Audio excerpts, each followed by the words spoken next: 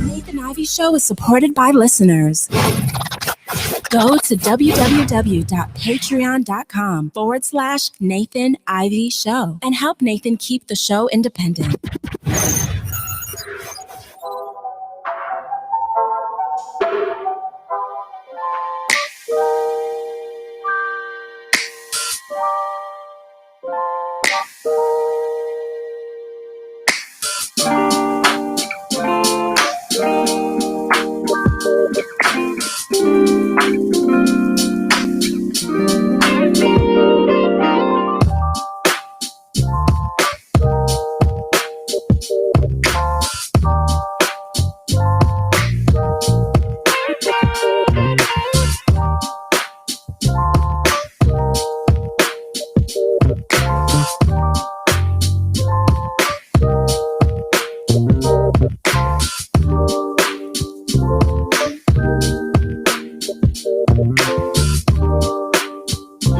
Good morning, everybody, and welcome back.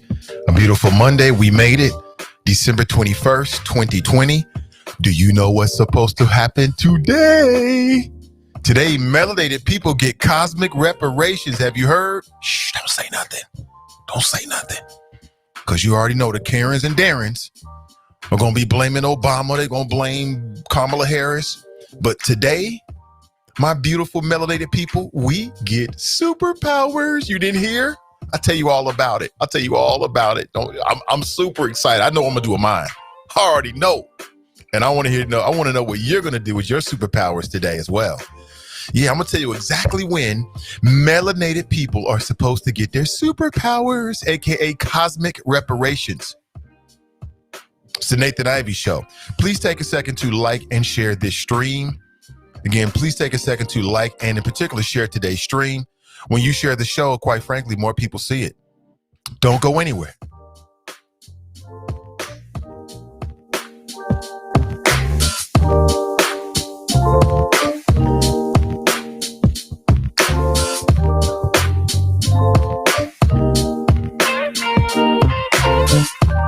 You're listening to the Nathan Ivey Show. One man, one microphone, one mission. Now let's get back to the flow.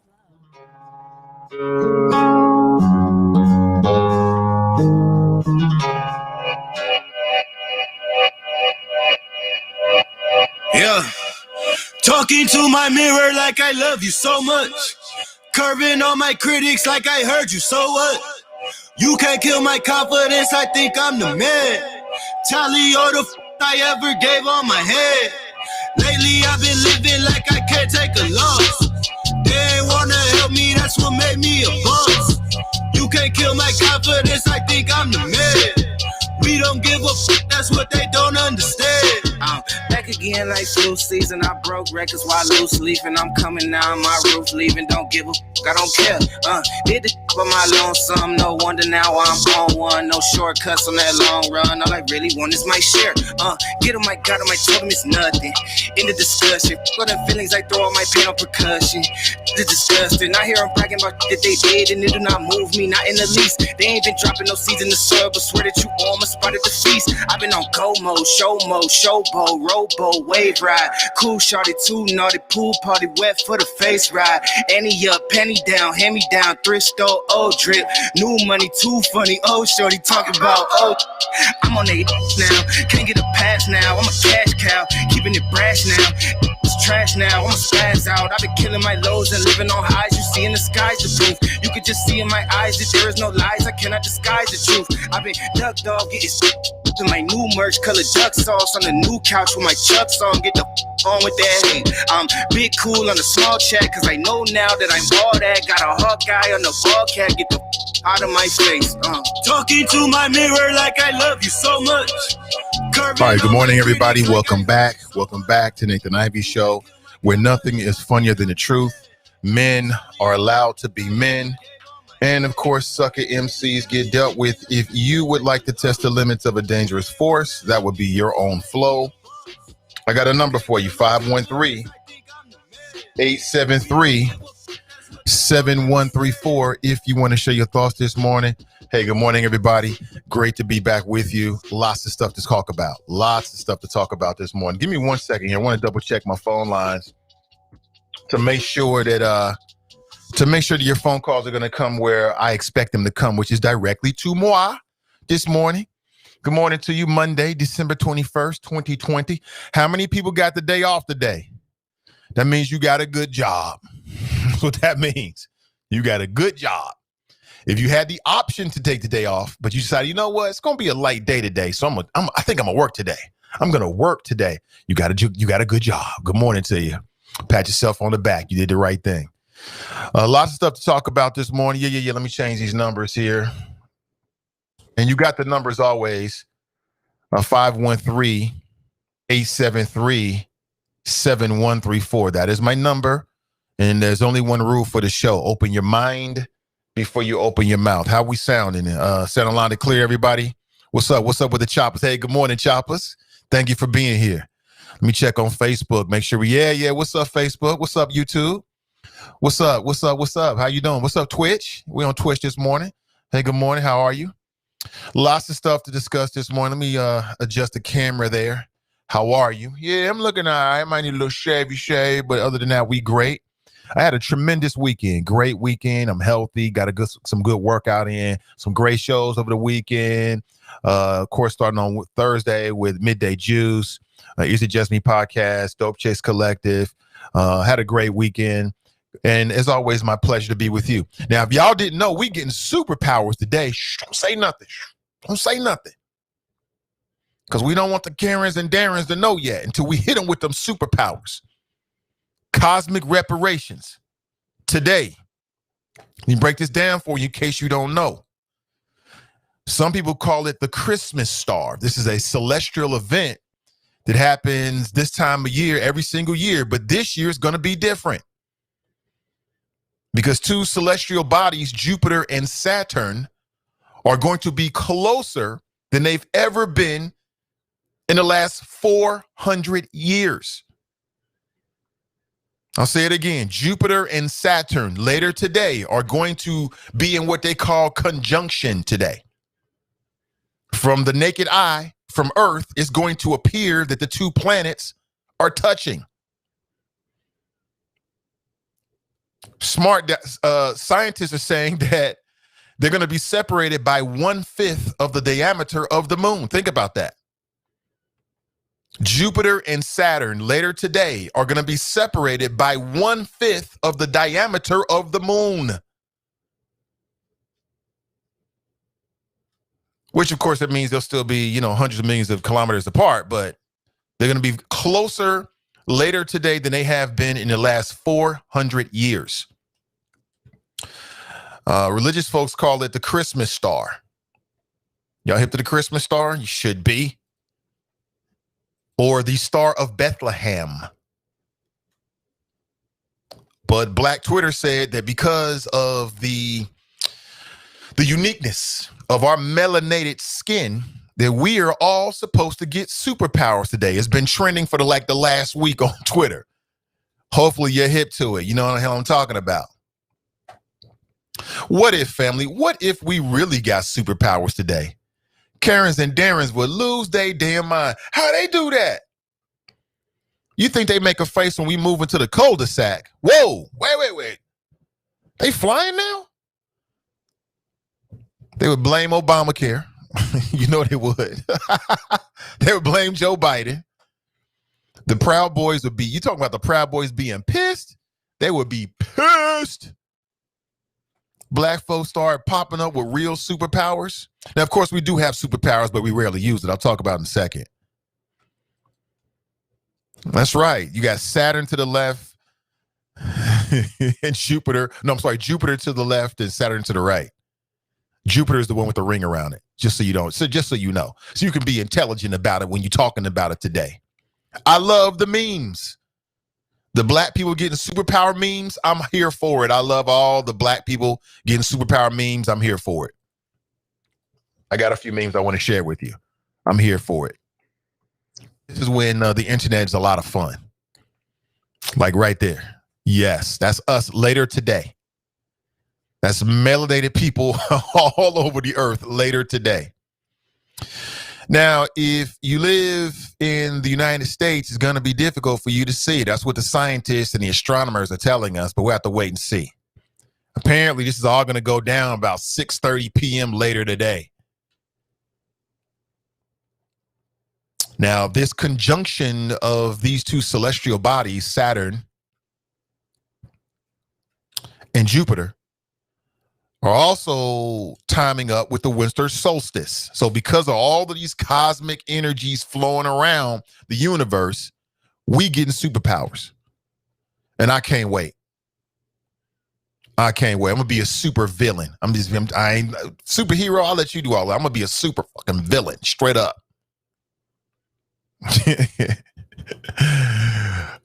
Man, my wife has to be the sweetest, most gentlest, kindest woman in the world.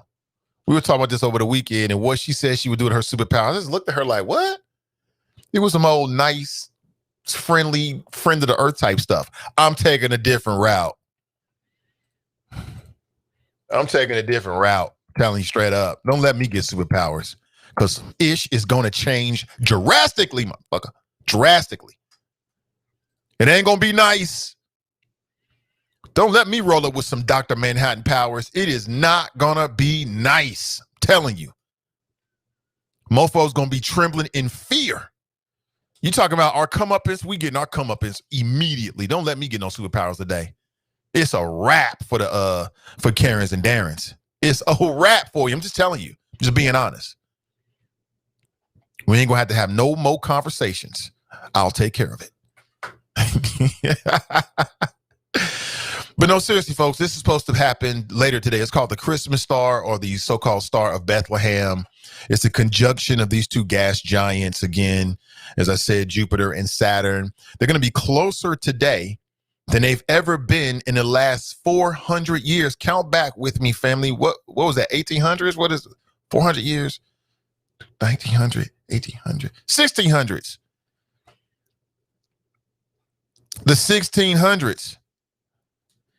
And it's the first time in 800 years that the alignment will occur at night. So something is happening today in the universe in relation to the earth that has not happened in 800 years. We're going back to the 1200s. This is big. Well, fly, invisible, read people's minds. Some straight from Wakanda type-ish. I don't know. You tell me. You tell me. What would you do? And what if this really happened, man? I'm telling you, white folks would lose their minds. That ain't fair. I can hear Fox News right now. How they do that? I hear Rush Limbaugh right now. Good morning to you. 513 873-7134. And we may need superpowers to deal with the enormous weight of white supremacy, quite honestly. Because as we end the calendar year 2020, and it's been a hell of a year looking back. And for all the folks like, whoo, I can't wait to get out of 2020. The early 2021 ain't looking no different, fam. I'm just here to tell you. We got including today, we got 7, 8, 9, 10 days left of the calendar year 2020. And personally, man, we've had too many people pass away. I've shared with you before, and I'll share with you again my own brush with death on February 2nd. I'm looking forward to my 1-year anniversary, actually in 2021. Hopefully I get there. No doubt that globally, the biggest story, of course, is COVID-19. There's no doubt about that. Locally, the biggest story, of course, we know what it is. Corruption scandal from City Hall. No doubt about that. 100%.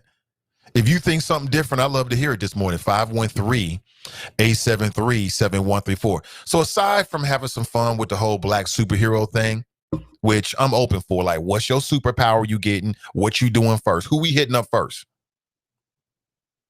Let's cape up. Let's go on some straight Hancock type stuff. You never see that movie with Will Smith? He was sort of like an anti-hero. I would be your friendly neighborhood anti-superhero. All super goody stuff. You can all of that. We're going to rip up the rule books and do things a little bit differently, like they've been doing with black folks. You know what I'm saying? It is what it is. Damn. I wish, though, boy. Whoo, we need it. I wish. Again, from what I'm reading, astronomers are saying that the best place on the surface of the earth to watch this event later on today is going to be in the country of India. How many people on their way to India today? Not over here. Not over here. Again, this is just the tip of the iceberg. I have a smattering of other topics related to people and pleasure. Like, I want to stand back on the politics a little bit. As much as I can. And I told you that, I mean, from now throughout the end of the year, as much as I can step away from the politics, I want to do it. Although we do got to talk about these stimulus checks. You haven't learned the latest. I must make sure my audience knows what's going on. Hooray, hooray. Stimulus checks are coming. How many people wait for that stimulus check? Raise your hand. They're on the way, but guess what? It's going to be half of what it was before. That's right. The Democrats and Republicans looks like they came together for a $600 per adult and child, which I think is $100 more per child, isn't it? I think last time it was $500. But see, last round, I think it was in March of this year, the Democrats and Republicans agreed on $1,200 per adult. Now it's going to be $600 per adult. Why is this so damn difficult? It says something. This is the only thing I want to say on politics. It says something that these men and women that comprise Congress, and they see a lot of this, you got to point toward Mitch McConnell, because nothing gets passed if it doesn't go through the Senate. And Mitch is a Mitch. I even read that Donald Trump was in favor of like $1,200 checks per adult, but Mitch McConnell, here's how the game goes. When a Democrat is in the White House, the Republicans try to do everything they can to make the economic situation in America as difficult and as dire and doom and gloom as possible. And then they run on that in the midterm election and then in the next presidential election. I mean, it's a cycle we've been played out for like the last 20 years. So while they were in favor of trying to help Trump's economy, by they, I mean Mitch McConnell, all the Republicans in the Senate and also in Congress in general, they're going to do everything they can to try to hurt the people, to try to make you feel it. So then they can run on that in 2 years. I mean, it's just obvious, man. I ain't got to tell you. You know it. You know it. You want to share your thoughts this morning for any reason, 513-873-7134. I would love to hear them. I would love to hear your thoughts this morning. I want to hear all about your superpowers as they start to manifest throughout the day. Like some of you folks, man, y'all powers might start manifesting during the show. Hit me up and let me know what's going on out there.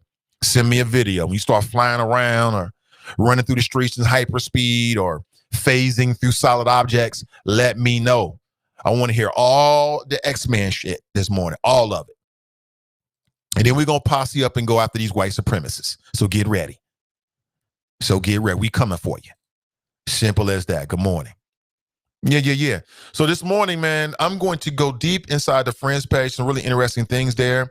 I got some wild viral videos to show you. One is of a Karen doing what Karens do. The other is of a brother who's just eating lunch at the mall courtyard. Police roll up on him, ask him one question, start arresting him. He goes ham.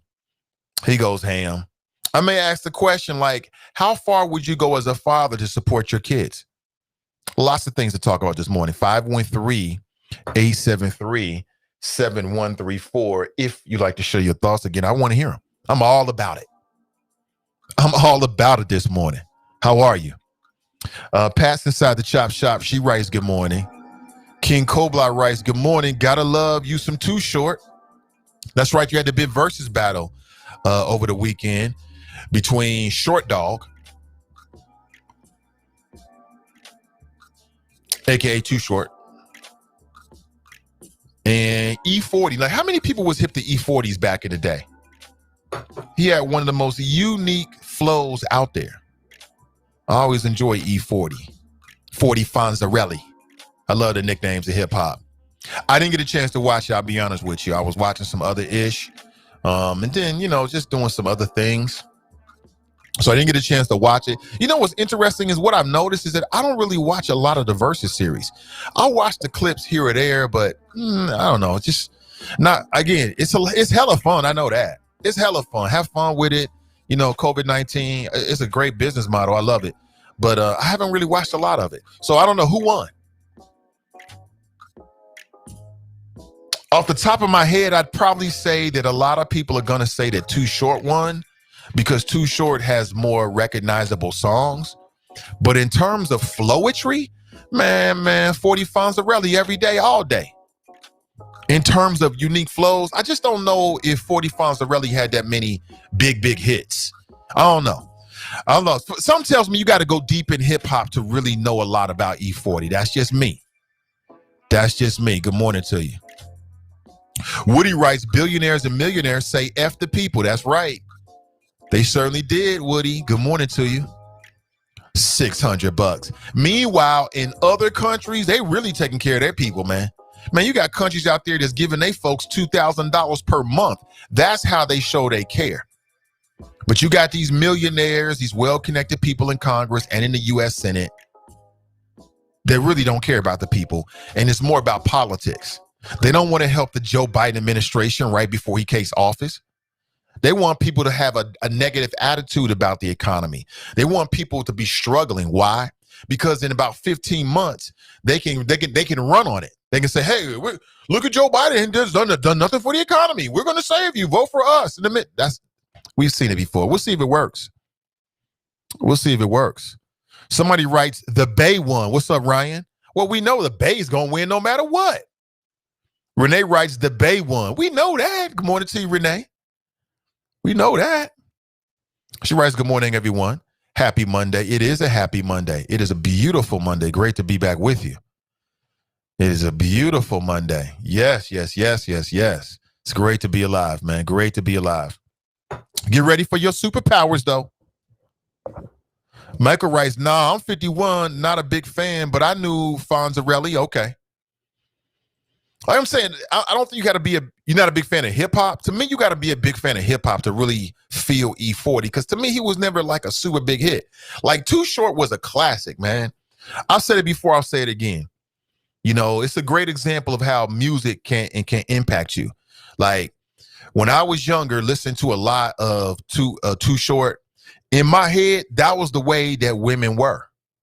There was a short time, like in my head, Too Short had me like really thinking that's how you get it, ladies. Every woman is like the women in the Freaky Tales. I mean, hey, blame hip hop. Don't blame me. Carmelita writes, the Senate gets paid $3,300 a week and think a one-time payment of $1,200 is too much. Oh, okay. America KKK. Yeah, you're getting $600 if you're eligible. That's only if you're eligible. It just goes to show you that, they don't really care about you. They gave way more to, the corporations and wealthy people with their tax cuts. But again, there I go talking about politics, and I don't want to talk about politics today. But I had to mention that. I'd be remiss in my duties if I did not mention it. How many people gearing up to take that, to get that vaccination? I'm not sure if you missed it yesterday or not, but the dope chicks talked about vaccinations, to vaccinate or not to vaccinate. That is the question. It's very interesting. There's like a range of opinions on that. Some of the ladies were like, hell no. And some of the ladies were like, yeah, I'm going to be first in line. I have no problem with it. I thought it was very interesting. Very interesting to hear black females talking to and with other black females about this vaccination thing. I've told you straight up how I feel about it. I ain't feeling it. I don't care if Obama takes it. I don't care if they dig up Martin Luther King and he takes it. I don't give a damn. I need to wait and see. I don't trust the Trump administration. I don't necessarily trust the medical establishment all that much. And we have to wait and see. I do understand the science, though. We had the benefit going back, like a couple weeks back. We had Regina Carswell on and some really, really smart, intelligent people here locally in the city of Cincinnati that spent about an hour, about 90 minutes with us answering all of our questions. I do understand the science. I think the science is valid. I just, no, I ain't feeling it. We have to wait and see. You ain't telling them, hey, listen, do you. I'm going to do me, you do you. Simple as that. Sharp Rice, good morning, Nate and Choppers. Brenda Rice, happy Monday. Cassandra Rice, hey, Choppers, I hope Nate's superpower is turning into Black Santa. Is that right? Hell no. What a waste of superpowers, Cassandra. Why you wish that on me? That would be a complete waste of superpowers. Oh, damn Black Santa. I want to get some real superpowers like in the X-Men so I can go out here and get some racial comeuppance. I'm telling you. Man, God bless my wife. She was such a sweet, gentle soul. I asked her about her superpower. I ain't going to tell you her answer, but her answer was completely benevolent. I just looked at her and thought, we different. I was like, nah, bro, I ain't going that route. I'm doing some Hawk Smash type stuff. Yeah, I'm telling you, I'm the wrong one to get superpowers. You don't want that to happen. And by you, I mean Karens and Darrens and the white supremacist order. You don't want that to happen.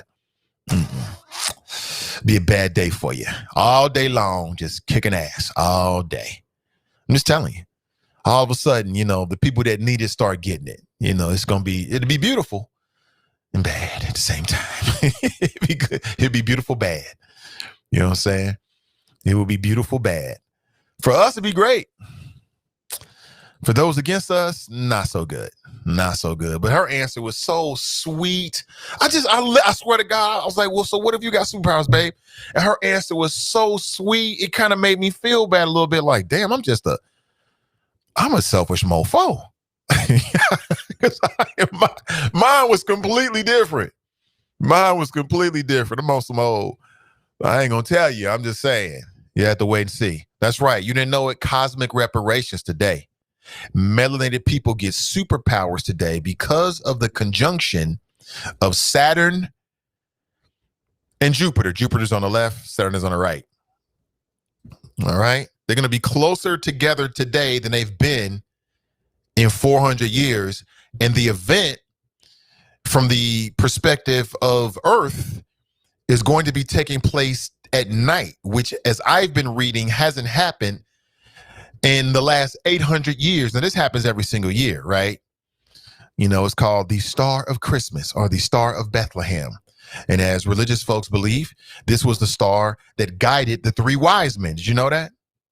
Don't get me talking about the Bible because I ain't the one. It's just stuff I picked up in the last 24 hours. I ain't lying to you. But, so it's got a big time, purpose to it. And listen, if Santa Claus brings melanated people superpowers, then I'll start believing in Santa Claus. Something tells me that ain't going to happen. That ain't going to happen. CG Dub Rice, good morning, Choppers. Good morning to you. Tracy Rice, hi. Mrs. Love being Black Rice, good morning, beautiful. Good morning, fellow beautiful, smart Choppers. Good morning to you. I got to get to the Choppers, man. I've been remiss in my chopper duties. I know. Let's see if I can find it real quick. Hold on real quick. Yeah, here we go. Get to the chopper! Tracy Rice, if you know anything about verses, the fans are always the winner. Yep. Yep. Get to the chopper! Clumazic writes, give me the powers cosmic. Bump getting street level powers. I know that's right. I'm on some old X-Men type ish, man. Like all of them. I want all the X-Men powers.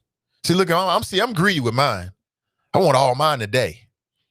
Brandon writes, morning, black folks. Good morning to you, Brandon. Andrea writes, happy morning, happy Monday all. Dale writes, good morning, Nate. Hold on, let me change these colors a little bit. Good morning to you. Kara Mitchell writes, good morning, good people. Good morning to you. Kelly Prather writes, good morning, great people. Good morning to you, Kelly. Sean writes, morning, brother. Nate and the Choppers. Brenda writes, good morning from Fairfield. Corinne writes, good morning, everyone. How you doing, Corinne? Good to see you. It's been a minute since our interview. Good to see you, sister. Mrs. Love Being Black writes, good morning, fellow beautiful, smart people. I think I read that twice, but she posted it in both places, on the audio stream and also on the video stream. Fame's in the house. He writes, good morning, even though y'all don't deserve me. Fresh out of Facebook jail, huh? They keep putting your ass back in, huh? Hopefully you'll keep your nose clean this time, brother. So you can stay on Facebook if that means anything to you. You didn't get kicked off Facebook, got kicked off Twitter, man. What's next? Instagram? You going for the trifecta? Damn, bro. Alicia writes, good morning, Nathan and the Choppers. Good morning to you. Micah writes, if I got powers, about to if those Brink truck doors come off. You going straight for the Brink truck doors, huh? On some paid in full type ish? See, that's what Lorenz Tate needed in that movie. He needed some superpowers, man. Damn, he had some straight Gilligans. When I say Gilligans, go look at that movie. The Chris Tucker character, the dude that was all pyromaniac, Gilligans. Straight up. Bokeem Woodbine, Gilligan. They blew their own deal. Dale writes, okay, Dr. Manhattan, that's right. That's right. Don't let me.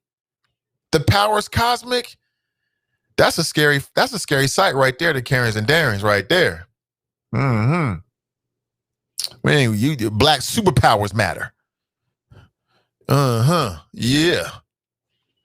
Tammy writes, my daughter is so excited about this happening, LOL. Me too, can't you tell? Man, I got a cape over there. I'm waiting. I'm gonna be on some straight Hancock type stuff. I'm telling you. I'm not gonna be all good. I'm gonna be mostly good for us. And all bad for the people against us. It ain't gonna be a pretty sight. I'm just being honest. Ain't no sense in lying, especially if I get superpowers. Dale writes, my superpowers would do something like the end of the Lovecraft Country. You know what? I know that's a really, really, really popular series. I'm not hip to it. I haven't really plugged into it, but I will. It's right up my alley. It's right up my alley. It's a little bit of this, a little bit of that. It's a little bit of fantasy and a little bit of realness. And I like entertainment like that. Woody writes, good morning, brother Nathan and the Choppers from Drake Rehab. What you doing in Drake Rehab, man? Damn, man. Speedy recovery over there, bro. I ain't like to see that. Michael writes, we are the original man. It's amazing to the translucent people, who we mastered the stars since we were created God body. Translucent people? Oh, man. Michael writes, husband and wife, both superpowers, is about to be a session tonight. That one way, that's hilarious. I'm down with that. I'm all about that. Woody writes, the Christmas star. That's right. What's up, Trey? Trey writes, other countries are sending monetary help monthly. They don't give a damn about people who are suffering. Well, I mean, let me say this again. I don't want to talk too much about politics. I want to keep it away from politics as much as possible. And I got a couple of videos I want to play for you and some other things I want to talk about. But I want to say this again. People say there's no difference between the Democrats and Republicans. That ain't true. We saw that locally, where when the Democrats had an opportunity to replace a black female, they replaced that black female with a black female. When the Republicans had a chance to replace a black male on city council, they replaced that black male with a white male, talking about he's the adult. We need adults in the room. So what are you saying about Jeff Pastor? Look at how the Republican Party played Jeff Pastor. He was the shining Negro before he got in trouble. They loved him. They loved him. I keep telling this story. I'll say it again. I did a podcast. Then I still got the tape. I can find the tape for you. It won't be that difficult. I haven't done it this morning. And it was sort of like it was just like a pre-podcast, you know. And it never went public. It was never really meant to go public, although we had planned to use clips of it for promotional issues. And I asked this man, I said, well, why don't the Republican Party do more, you know, make more inroads in the black community? You know what this mofo said? He said Jeff Pastor. Now, that's back before Jeff Pastor hit the news with these corruption allegations, right? He's still innocent until proven guilty. And props to him and his wife. I saw on Facebook that she delivered their new baby. I'm not sure if it's a baby boy or baby girl, but a new child. So I wish them nothing but peace and blessings. I know it's a difficult time, but I asked this man, Alex Triantafilo, who's the chairman of the Hamilton County Republican Party, what are you going to do for black folks? Why don't you make more inroads? This mofo said Jeff Pastor. I looked at him like he had lost his damn mind, and I can't remember what I said after that. It was something like, that makes no sense. What does that mean exactly? Jeff Pastor gets in trouble. Alex Triantafilo says, we got to kick all the bums out. So now Jeff Pastor's a bum. Look at how they do the Republican Party. Look, I'm just saying, people say there's no difference. The Republican Party here locally had a chance. 3 opportunities to appoint people to city council because of this, these scandals. And every single time they chose a white person. Every single time. 2 white females and a white male. When Amy Murray stepped down, from what I gather, she was looking for a white female to replace her. And that's what she got. So people can say what they want to say. The 2 parties are not the same. And they never have been for a long time. On the national level, as it relates to, you know, these COVID-19 payoffs or these stimulus checks, it's real clear. The Democrats, the progressive wing, Bernie Sanders, AOC, they all wanted more per individuals. It's the Republicans in the Senate, Mitch McConnell, that's blocking it. So I'm just saying, people could talk all that jazz about, oh, it's the same. It is not the same. You are fooling yourself to believe that. Oh, it's all the same. It's not fucking same. It's nowhere near the same. They do not stand for the same things. They do not want the same things. Doesn't mean the Democrat Party is perfect. I ain't saying that at all. Here locally either. Far from perfect. But to say they're the same is ignorant as hell. You're not paying attention. So if you're mad about these low payments, like, damn, this is nothing, you should be mad at the Republican Party because it's Mitch McConnell. And really the only reason why you're getting any payment whatsoever is because Mitch McConnell realized that the people in Georgia might take it out on those 2 Georgia senators, that Georgia Senate, those 2 runoffs, election down in Georgia. That's the only reason why they acquiesce and put any money on the table at all. Because the real posture of the Republican Party, and I'm really of the Republican majority in the Senate, is that they want the country to now suffer. They want you to suffer. They want you to be in bad straits economically. They want the economy to go bad. They want the stock market to go bad. Why?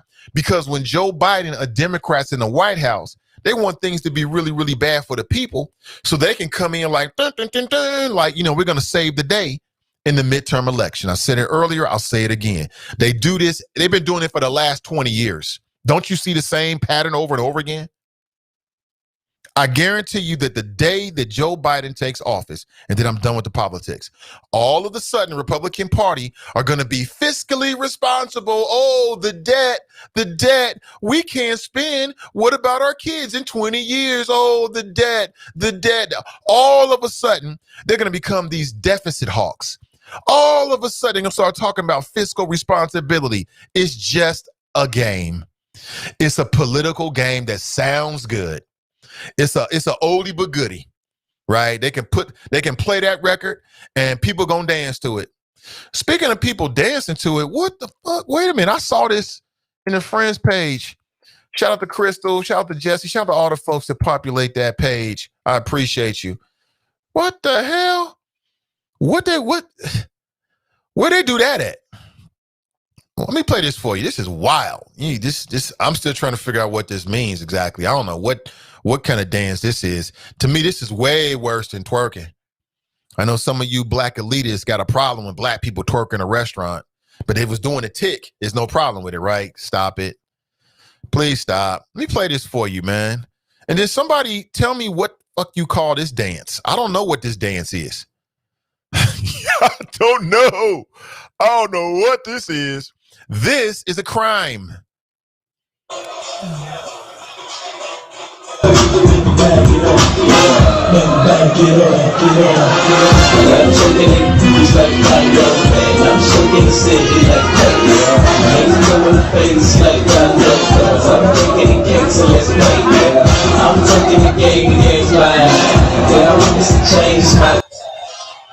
To the game, which I might wanna say you ain't rap, they like save the time. I can let it go, I'm too slow. Now I'm looking at something like you. A girl told me that a man like a man might possibly get down with the tools, man. Now I'm a ladies, let me see it vibrate. And when it's over, you ain't gonna need your bird. Cause I'm gonna go make you in your back, you know, with a lot of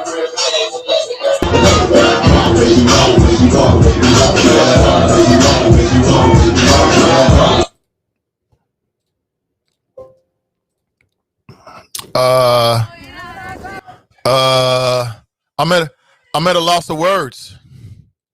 I'm at a loss for words. Somebody, that wasn't the wobble. That's not how you wobble.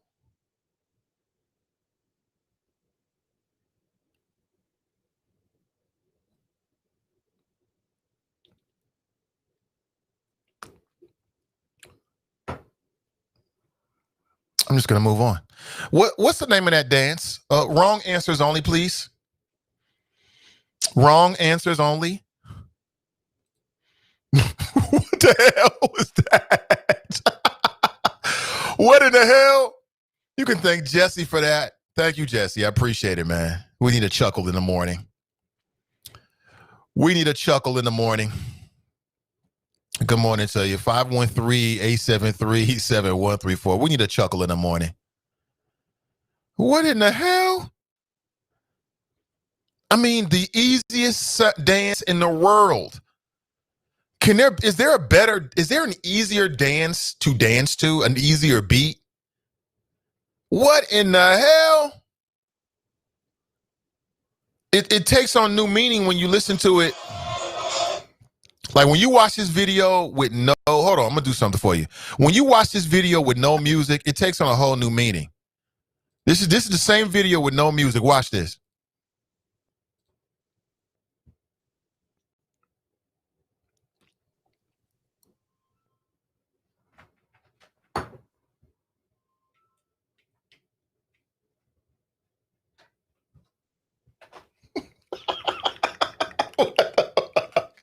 What is dude doing? Well, oh my God. What the hell? Nobody wastes their superpowers trying to teach white people how to dance today. That's a waste of superpowers. Don't do it. Don't do it. We have an early call. Let's take it, shall we? Let's get back to seriousness. Good morning. Welcome to the show. Hey, what's up, Nate? How you doing this morning? I'm doing great, brother. Who am I speaking with? Hey, this is Mike. This is take the Brinks trucks out, take the doors off the Brinks truck and have a session with wifey guy. That's me. What's up, Mike? Hey, man, I wanted to ask you, and I know we got the superpowers and all this, but I want to ask you about Jeff Bezos' ex-wife, and I know you probably saw a lot of the money that she donated, in particular to some of the HBCUs. A lot of them, that was the largest donation that, they've ever received. And it really kind of brought me back to the hip hop community because, a lot of times, a lot of that stuff is braggadocious, look at my house, look at my Bentley. And I'm starting to see a lot of these guys who would be in my age bracket. I'm 51, they kids graduating from law school, these various degrees. And it's kind of rubbing me the wrong way in the sense is that, you use your street life and that persona to draw me and other kids in. I was fortunate enough to know it was just music, but other people acted on that. You benefited. Now you elevating your kids, but I don't really see you back at the HBCUs like that. You was at Howard's homecoming at the McDonald's kicking it down on Georgia Avenue but where to check at. And, anytime that I see, I guess, I appreciate what she's doing for HBCUs, but it's like, I just think it's time for those people that's done benefited from the community with that music, the drugs, the sex, the dope slinging, that they step up. And I just wanted to know what you thought about that.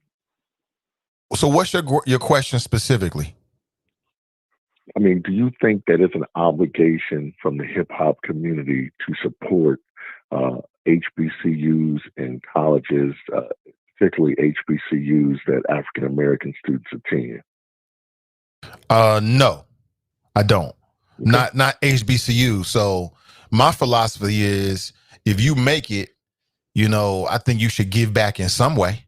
It may not be a HBCU. It might be your block. It might be elevating your family, Right. your neighborhood, your high school. So do I feel personally, let's say I made it big and made a lot of money. Yeah, I feel a responsibility to make sure where I came from and the people where I grew up at, and then building a bridge. It may not be the HBCUs though. It might be in some other form. And the other thing I say, Mike, is I feel you on that, man. But see, it's a lot of folks out there that donate and do a lot of stuff, but they never seek publicity. They just quiet with it. And some of these hip hop dudes, man, put their boys on, give them a shot in the industry. They might have done a lot of stuff that never really makes the news. You know what I'm saying? So I don't think we should overlook that. No, I think it's guys out there doing what they need to do, but I just think that sometimes the light needs to shine the other way, because obviously she just gave away $4 billion, so that's a big thing. But I heard a guy older than me say, he said, yeah, they mess your kids up with the music, and then they send their kids to the best schools in the country, like Snoop's son at USC, Dre giving $30 million to USC. I just think that we gotta it's gotta be a shift somewhere, to make sure that whether it's Compton or Howard or Wilberforce, whatever, that we build that bridge, if that makes any sense. So that's all I'm saying. Well, a lot of these. Go ahead. No, you go ahead, Mike. Now, to say I'm feeling my superpowers, man. So I'm about to go hit this PNC to see what I can do this morning. Keep it legal, bro. Keep it legal. But I enjoy your powers today. Yeah. Well, yeah. But yeah, that was it, brother. I appreciate everything you're doing out here, man. You have a blessed day, okay? You too, Mike. Yep. You too. Take it easy. That's Brother Mike right there. Appreciate it. Did I misspell his name? I think I got a capital I there. My bad on that, Mike. Appreciate you. Good morning to you. Yeah. If you just turn in, we getting superpowers today, yo. We getting powers. Power up. Power up. That's right. Cosmic reparations today. Yeah, two celestial bodies in our universe are going to be closer today than they have been the last 400 years. And because of it, this is like the origins of superpowers in a Marvel comic book or something like that. Because of it and the uniqueness of our melanated bodies, we are going to be imbued with cosmic rays that will infuse the uniqueness of our cells and give each of us superpowers. Now, how's it going to manifest? It's going to be different. It's going to be like one of those television shows where all of a sudden people get superpowers. Some people are going to get like Superman's like superpowers. Some people are going to be like Cyclops or Storm or, fill in the blank of your favorite superhero. Enjoy it. Do some good out there and have some fun at the same time. What's the use of having superpowers if you're going to follow all the rules? Bump that. We're going to break some rules today, buddy. And if you want to know the exact time, well, somewhere between 6:30 p.m. and 7:30 p.m. Eastern Standard Time, if you live in the Eastern Standard Time Zone, you can expect for your cells to be imbued with cosmic rays. Isn't that what happened with the Fantastic Four? It is. They got imbued, radiated with cosmic rays, and then it manifests in different ways. Like you had Invisible Girl, you had Johnny Storm, he had the coolest powers. You had Mr. Fantastic, he got super elasticity with his body. And then you had the Thing. He got the short end of the stick. He was the brother. He got the short end of the stick. I don't know, man. Wait, I don't know. I don't know how my powers are going to manifest today. I just want to wait and see. I'm going to enjoy it. I'm going to go ahead and do some good. Kinda. When them checks hit, play that number 600. Yeah, that's an interesting way to deal with your COVID-19 stimulus money, Michael. Woody writes, that money we get goes to finance fund. To me personally, it should be more like $600 a month minimum throughout the entirety of it, but it is what it is. It is what it is. Billionaires and millionaires say F the people. I think I read that. Carmelita writes, good morning, Nate and Choppers. Good morning to you, Carmelita. Clarence writes, Chopper City, CJ morning, Choppers. Good morning. Michael writes, I think he's talking to someone else. Good morning, catching up here. Woody writes, Australia, where my sister lives, gets almost $3,000 a month. That's because Australia cares more about their people there. The less concerned we're trying to use politics to harm the other party and gain some kind of advantage down the road. In America, the U.S. Senate is run by a man who's a creature of politics. It's all about what benefits his party to the detriment of everything else. This is just the world we live in. If you don't like it, then people should have rallied up and voted for his opponent in Kentucky. Simple as that. Nah, I'm taking that joint. We need our own people to examine that vaccine. Carmelita writes, not taking that vaccination. I had it already, so I have some immunity. I'll just keep wearing my mask, but you're supposed to do that anyway. Clarence writes, I watched a video where a lady explained that MR5-C is one of the ingredients in the vaccination, and it is an aborted fetus, 14 months old aborted fetus. Oh, really? I think I read that. Lemmy writes, good morning. Good morning to you. Cruther writes, good morning. Steelers tonight, baby. Knew that was going to come up. Tanya's on YouTube. She writes, good morning, Nathan and the Choppers. Hey, listen, take a second to share this show. Men's everything. Fame writes, been kicked off Instagram because of Victor's cousins years ago. Oh, okay, so you got the holy trifecta, man. What's next? Snapchat and TikTok? Yeah, just hit for the cycle, man.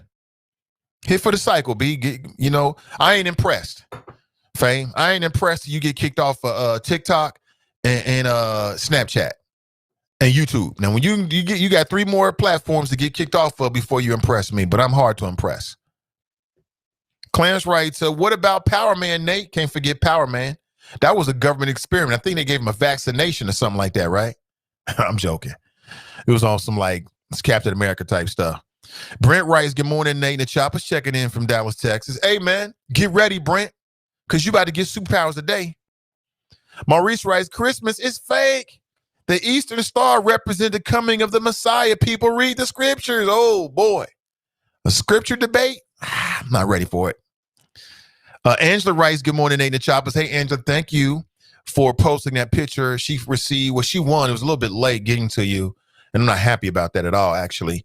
But she posted her sweatshirt. It looked dope in that blue, too. I like it.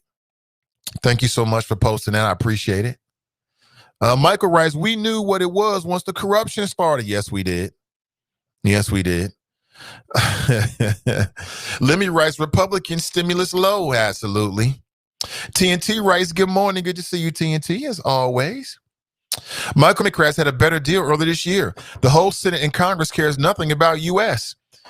Again, having paid attention to what it is, I'm here to tell you that the Democrats and the progressives wanted more in terms of stimulus aid for the people. They wanted more money for direct payments to individuals. It was Mitch McConnell and the Republican majority in the Senate that stopped all of that. Hell, to be fair, Donald Trump even wanted at least $1,200 payments to individuals. He said that should be the minimum.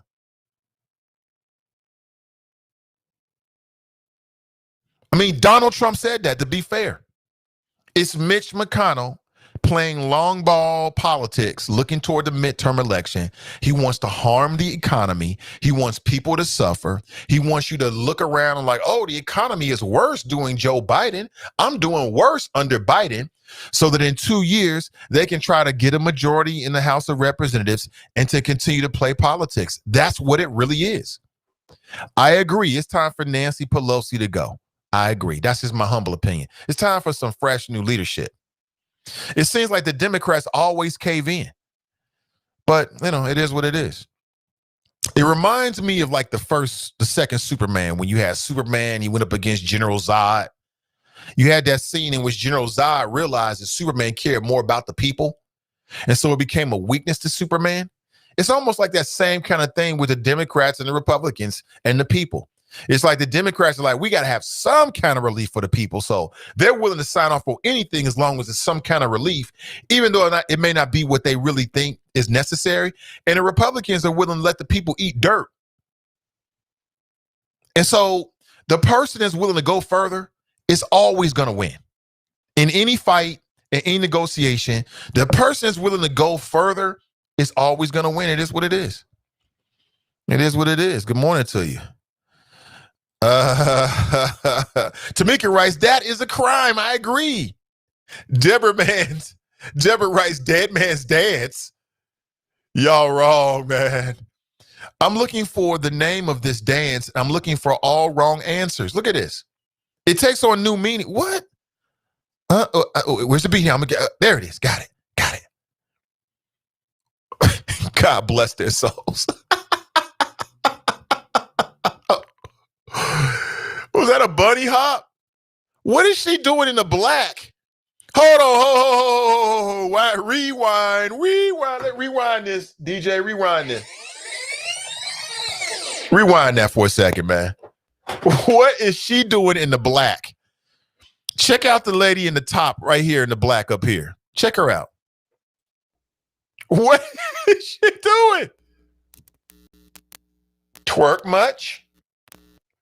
What in the hell? Oh boy, somebody got into the drug cabinet. Somebody was popping mollies.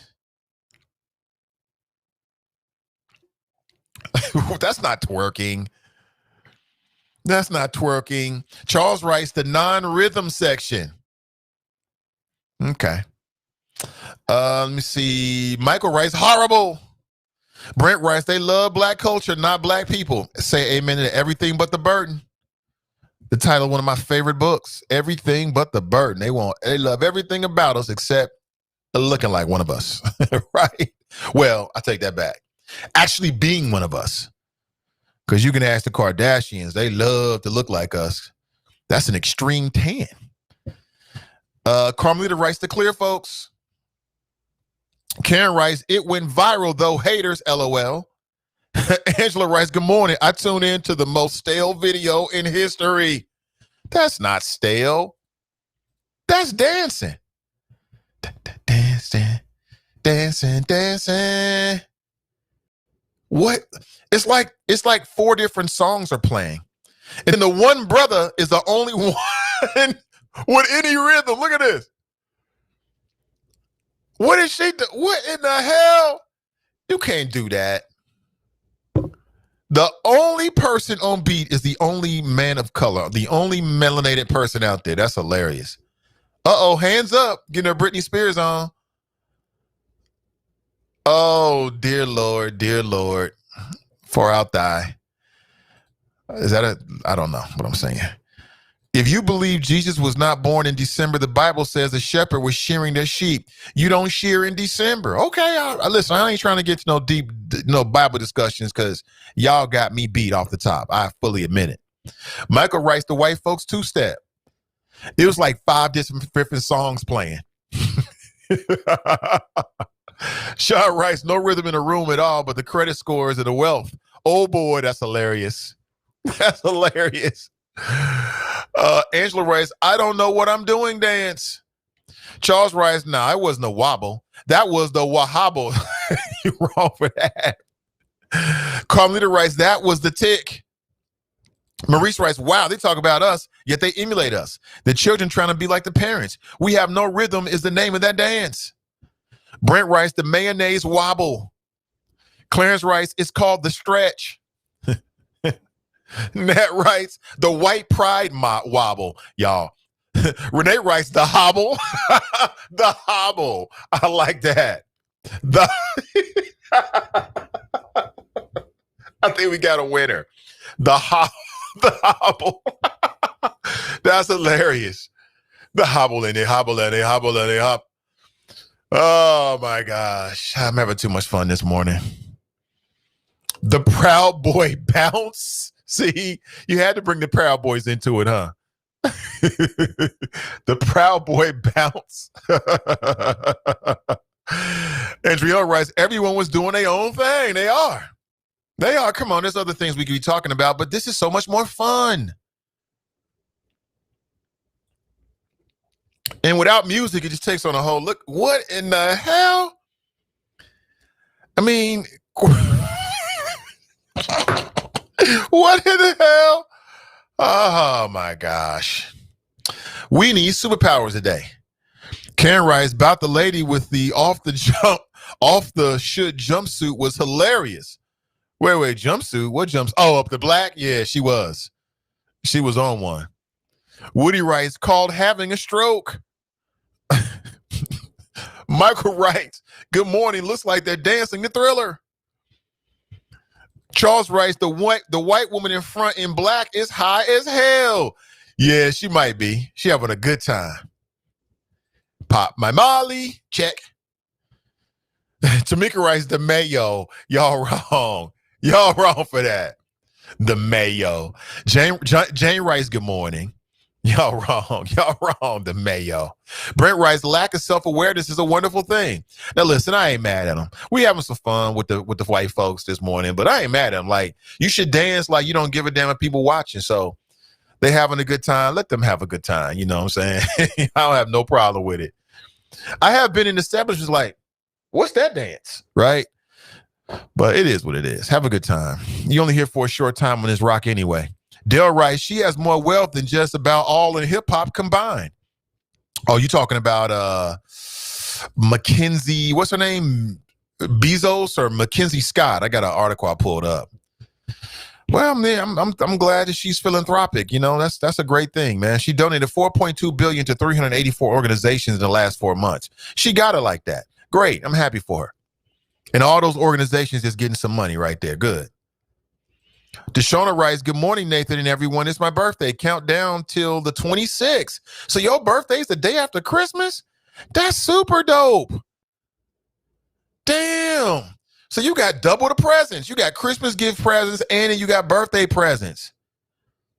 Or were you in one of those families where you kind of got short end of the stick because it was like, well, we're just going to give you like Christmas gift, Christmas birthday. To me, that's dope because you get Christmas and the very next day you get a birthday. Psh, that's super good. Looking forward. I'll count down with you, Deshauna. Good morning to you. Glenn writes, Melinda Gates has more money in her stock drawer than all the rappers combined. I think so. Renee writes, no, I don't like when white people try to tell people what to do with their money and who they should give it to. Listen, we so critical on us, and I get it. We should be. But a lot of these rappers, man, have probably done things that we'll never hear about. Because I know for a fact that there's a lot of people, entities, corporations, businesses that donate time and money, but you never hear it in the newspaper. So it's not that these things aren't happening. It's just that not everybody covets attention. So for instance, I spent a lot of years working for the Free Store Food Bank, and I work hard for the Free Store Food Bank because I felt like I was giving back to the community. And it was my first job, my first real job out of college, right? Real job out of college with the office and all that kind of stuff. And I had a great time. I would do it again. You know what I'm saying? It was a great time. And what I learned firsthand is that you have all kinds of good people that live and work in this city that donate their time and their money, and they never, ever get any publicity. So I can't overlook that. There's a lot of folks, and these hip hoppers doing the same thing. I don't think you have a responsibility to give money per se to a HBCU. However, for me personally, I would feel a responsibility to do something. Maybe it's not an HBCU because maybe you never went to an HBCU. So you're like, that's not on your radar screen. But a lot of these dudes, man, do things for Thanksgiving. They give back. They give opportunities to people that never would have had them before. And, you know, that's good enough. Dude, don't spend other people's money, Mike. Let me write superpower. I will take it. Me too. Me too. Brent writes, I get Mike's point, though. Financially support the community that you gain your riches from. Yeah. Yeah, I'm with you on that. I'm with you at 100%. Carmelita writes, he's just saying we should take care of our own, and we should. I agree. And I do think that's what Mike was saying. He was saying take care of our own. I'm with that. And we can't assume that they're not just because we don't know about it. That would be an error, in my opinion. Glenn writes, I want the superpower to walk up to Mitch McConnell and give him an Earl Price McGuffey to the jaw. Earl Price McGuffey. That is hilarious. Where is Earl Price? Somewhere Earl Price is looking at the clock like, damn, she's about to take office. I tried to tell you, Earl, you ain't listen though. Then they listen to Bruce Hoffbauer, and Bruce Hoffbauer got you all effed up. You let Bruce Hoffbauer and the Republicans get you all effed up, Earl Price. You should have listened to your boy Nate Ivey. I tried to warn you, like, that's going to be, what are you going to do, Earl, if she loses? I'm sorry, if she wins. This mofo said, oh, I might quit. I might retire. Hey, I mean, that's what you do. That's what you do. I want to say a special shout out to all the parents, because this is a wonderful week for you. To all the parents that have young children in CPS, guess what? You ain't got virtual learning this week. Hooray! Yay! Your kids can just go play today. Yay! Yay! My son got up at 6:30 this morning. I kid you not, I was sitting right where I am now. Of course, we weren't live streaming at that point. I was working on the show. My son comes down and tells me he had a dream. I said, Daddy, I had a bad dream. And my ears are very sensitive, right? That's why I don't wear headphones. You'll never see me wear headphones again in my life. My hearing is way too important. And after years and years and years of wearing headphones, I started to notice some things. I had to stop all that. Glad to say I've had almost a complete reversal, and I'm happy about that. But my ears are very sensitive, right? So I'm working, and I hear this little pitter-patter of feet. And, you know, when you live in a house with other human beings, or you're a mother, you're a father, you have multiple people in the house, you can kind of tell who's coming by their footsteps. Like, I know my wife's footsteps is different than my daughter's footsteps, although those are starting to merge a little bit, but they're still a little different. And then my son's footsteps are uniquely different. So I'm typing. I hear my son coming. I'm like, which is good because Daddy might be looking at anything on his computer. You know what I'm saying? I got my computer strategically placed so that when they come into my office, I still got some time to like get stuff off the screen. You know what I'm saying? I'm grown, right? I might be doing anything in here. So I was prepared when he came in. He comes in, sits in my lap, right where I'm at now, right where I'm sitting right now. He tells me a story about how he had a bad dream. We were walking. We were on one of our walks because he's my walking buddy. And I told him not to watch where he was stepping. He didn't pay attention to it, and he fell into a hole. This is what he told me this morning. Real story. I'm like, well, what happened? He was like, he couldn't even tell me what happened. He was like, I woke up real quick. He came downstairs. And then he wakes up the whole house, right? The chagrin of my wife and my daughter wakes up everybody, but it is what it is. It's a beautiful thing. Good morning to you. Morgan is on YouTube. What's that mean? R-E-E-E-E, Morgan. Not sure what that means. Beth writes, hello. Hey, what's up, Beth? Good morning to you. Good to see you. Dale writes, the mothership is coming? I don't know. I don't care who comes, as long as they drop off them superpowers today at 6:30. It's all good. How many people, male and female, made it out to the streets of Cincinnati and gave back? We have a heavy R&B presence in music, and how many of those people get back? Or give back, I think is what they mean. Let's see. My son's fiance lives in the UK. She receives the UK equivalent of $1,200 a month, and they have free health care. Why don't Americans have this type of safety net? Because of politics, Alicia. It's all politics. It's what it's all about. You know, the one party sees an advantage in starving the people and taking it out on the people. Simple as that. So Georgia should use low stimulus against the runoff?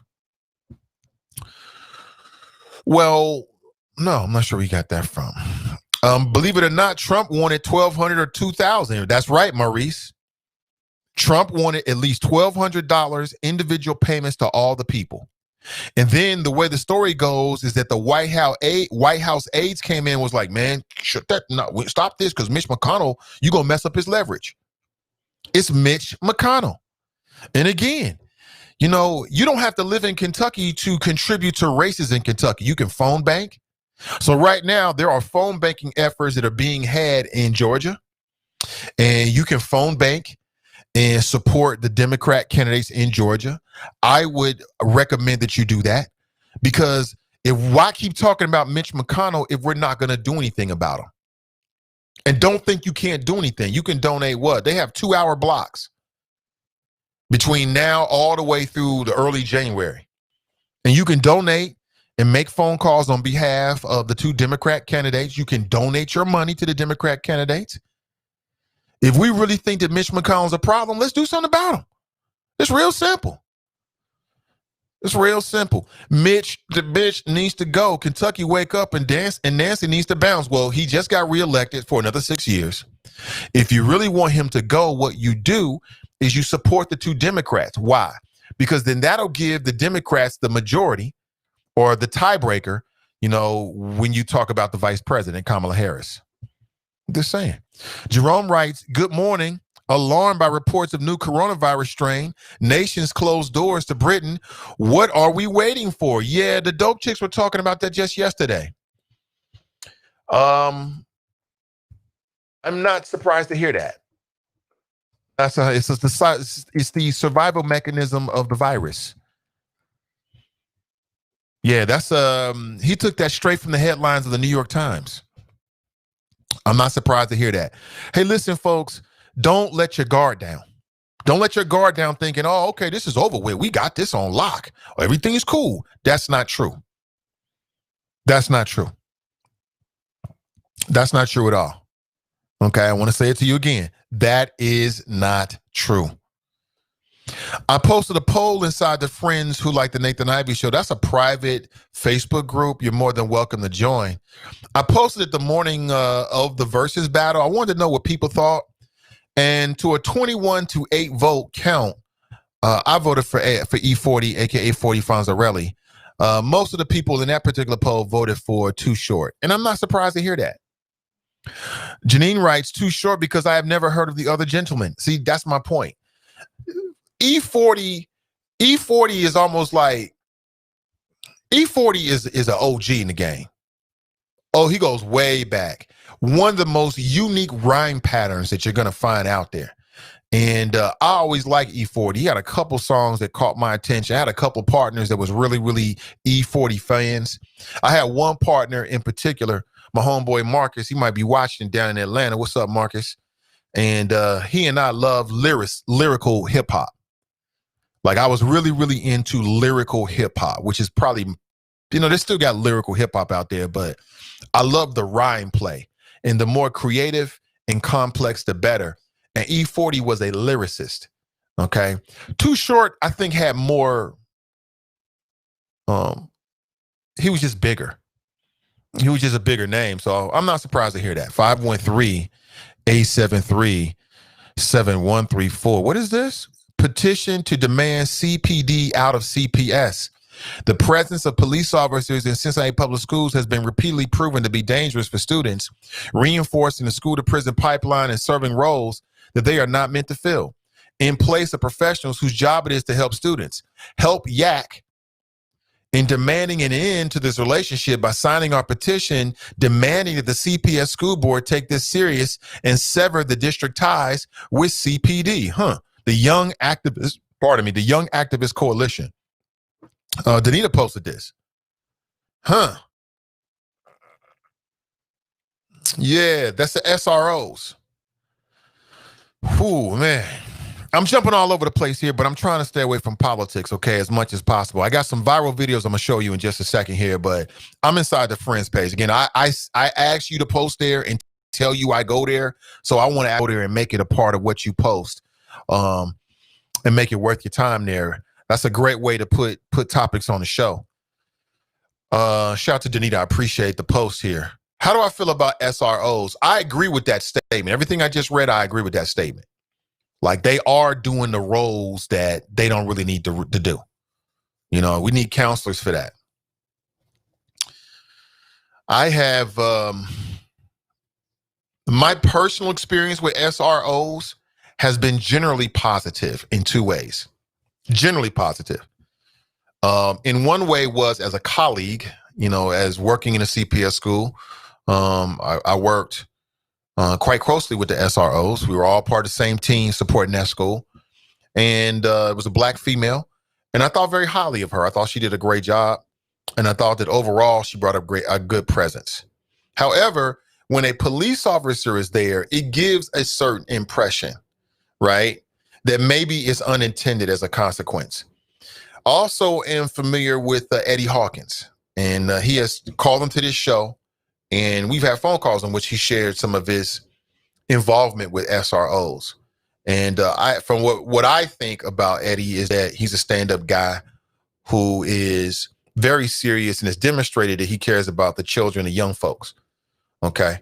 So I think two things can be true at the same time. I think you can have some really good examples of SROs and the work and the people. At the same time, it's another question as to whether we need them to remain in CPS. I'm here for the conversation, though. I want to hear more. I'm leaning more toward getting CPD out of CPS. However, I think that comes with a lot of issues. And one of those issues is the fact that the CPD is a part of the collaborative is a historic, relationship between the people of Cincinnati and the Cincinnati Police Department. And so if it's not the CPD, then who would play that role inside of CPS? And then what would be the governing relationship with them? Okay. Some would say that you don't need people that have the ability to arrest other individuals. But I think that there's a lot of untold stories that are happening. There's a whole narrative that happens behind closed doors as it relates to CPD that we would really have to flesh out and bring to the public if we're going to have an honest conversation about it. You know, if we're looking at everything through the lens of what happened with George Floyd and the movement and the moment, and I'm with that, I get it. But I think there's another untold narrative. It's untold because it's done behind closed doors to protect the privacy of minors that we don't really have a proper understanding of. You know, I've just seen bits and pieces here and there. So for instance, we don't know to what degree having CPD in CPS prevents some of the things that are happening from going to the juvenile courts. We don't know that. You know, we don't have a good way to gauge that. And I'm telling you that does happen. Now, it depends on the demeanor and the attitude of the particular SRO. It depends. But I have seen my own eyes that SROs become a part of the fabric of the school. And they can never take that uniform off. You always see the uniform. But, you know, it is what it is. Some might say we need more SROs. Or we need more of the other support staff, like counselors. So my daughter's school, they had a counselor, and she would see the counselor. We thought it was a great idea just because, you know, kids need multiple adults that they can trust. She's got mom and dad, but if there's someone else that she can have a relationship with and talk with that she might feel comfortable with, we found that to be very beneficial. But in my daughter's school, they didn't have enough counselors to go along. And I'm very sad to say that my daughter had a black female counselor and she moved on. She's at a different school now or doing something different. We were very sad to hear that. So we need more counselors. But I'm here for that conversation. I may reach out to the Young Activist Coalition to bring them on the show to see what they, you know, where they're coming from. You know, where they coming from, you know, how do they feel about this? But there's a petition inside the Friends page if that's something you care about. Ex-Hamilton County magistrate who jailed a woman for screaming has been suspended from practicing law. Remember this case? We talked about this for about 2-3 days. This woman was dealing with an extreme situation. I believe that she was dealing with like some abuse from a man that she was dealing with. And so she goes down to the Hamilton County Courthouse to try to get some kind of like relief or some justice or get somebody to take care of her issue. She gets frustrated as she screams in the hallway. And then the white male judge, his name, well, really was a magistrate. His name was Michael Bachman. He literally chased this woman down. Like, I guess he was in the courtroom, right? Remember this story, y'all? He was in the courtroom. Let me pull this up so you can see this. This is directly from Facebook, the Friends page. He was in the courtroom and went in, he went out, he left the court, went out to the hallway, tracked this woman down. She's like walking away from him. He tracks her down, puts his hand on her forcibly, and it wasn't like a whole lot of force, but I mean, hand on you is hand on you. There's places in the world where just putting your hand on somebody just like this, you subject to get suplexed. You're subject to wake up the next day. Again, I'm a peaceful man, but there are people out there that just touching them, you may get murdered that day. You may end up a homicide victim. There's people like that. Everybody's different. Some people don't play no games with their personal space. And it don't matter who it is. You can be a cop, judge, you can be the president. They don't play that. Everybody's different. So the man was very, very lucky, but he put his arm on her shoulder and then guided her back into the courtroom. And then she ended up getting like, what was it? She ended up getting some crazy time for, causing it. I think he gave her like 10 days. At first it was 3 days in jail. Then she's like, well, why every time I come down here, I end up in jail? I'm trying to get help. Then he gave her 10 days in jail for causing a ruckus outside his courtroom back in 2018. Well, Michael Bachmann has been suspended for practicing law for 6 months. The Ohio Supreme Court found that he had demonstrated a clear lack of patience, dignity, and courtesy, and exhibited a total disregard for the well-being of the woman who was pinned, handcuffed, threatened with a taser, and jailed for a single scream of frustration in the hallway. I'm happy to hear that. CPS needs to do something very similar with their administrators and their teachers.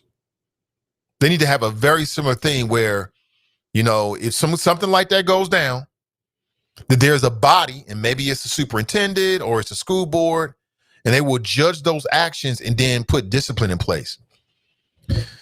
But she was threatened with a taser, handcuffed, pinned down, and jailed for a single scream of frustration in the hallway. I don't just blame the judge.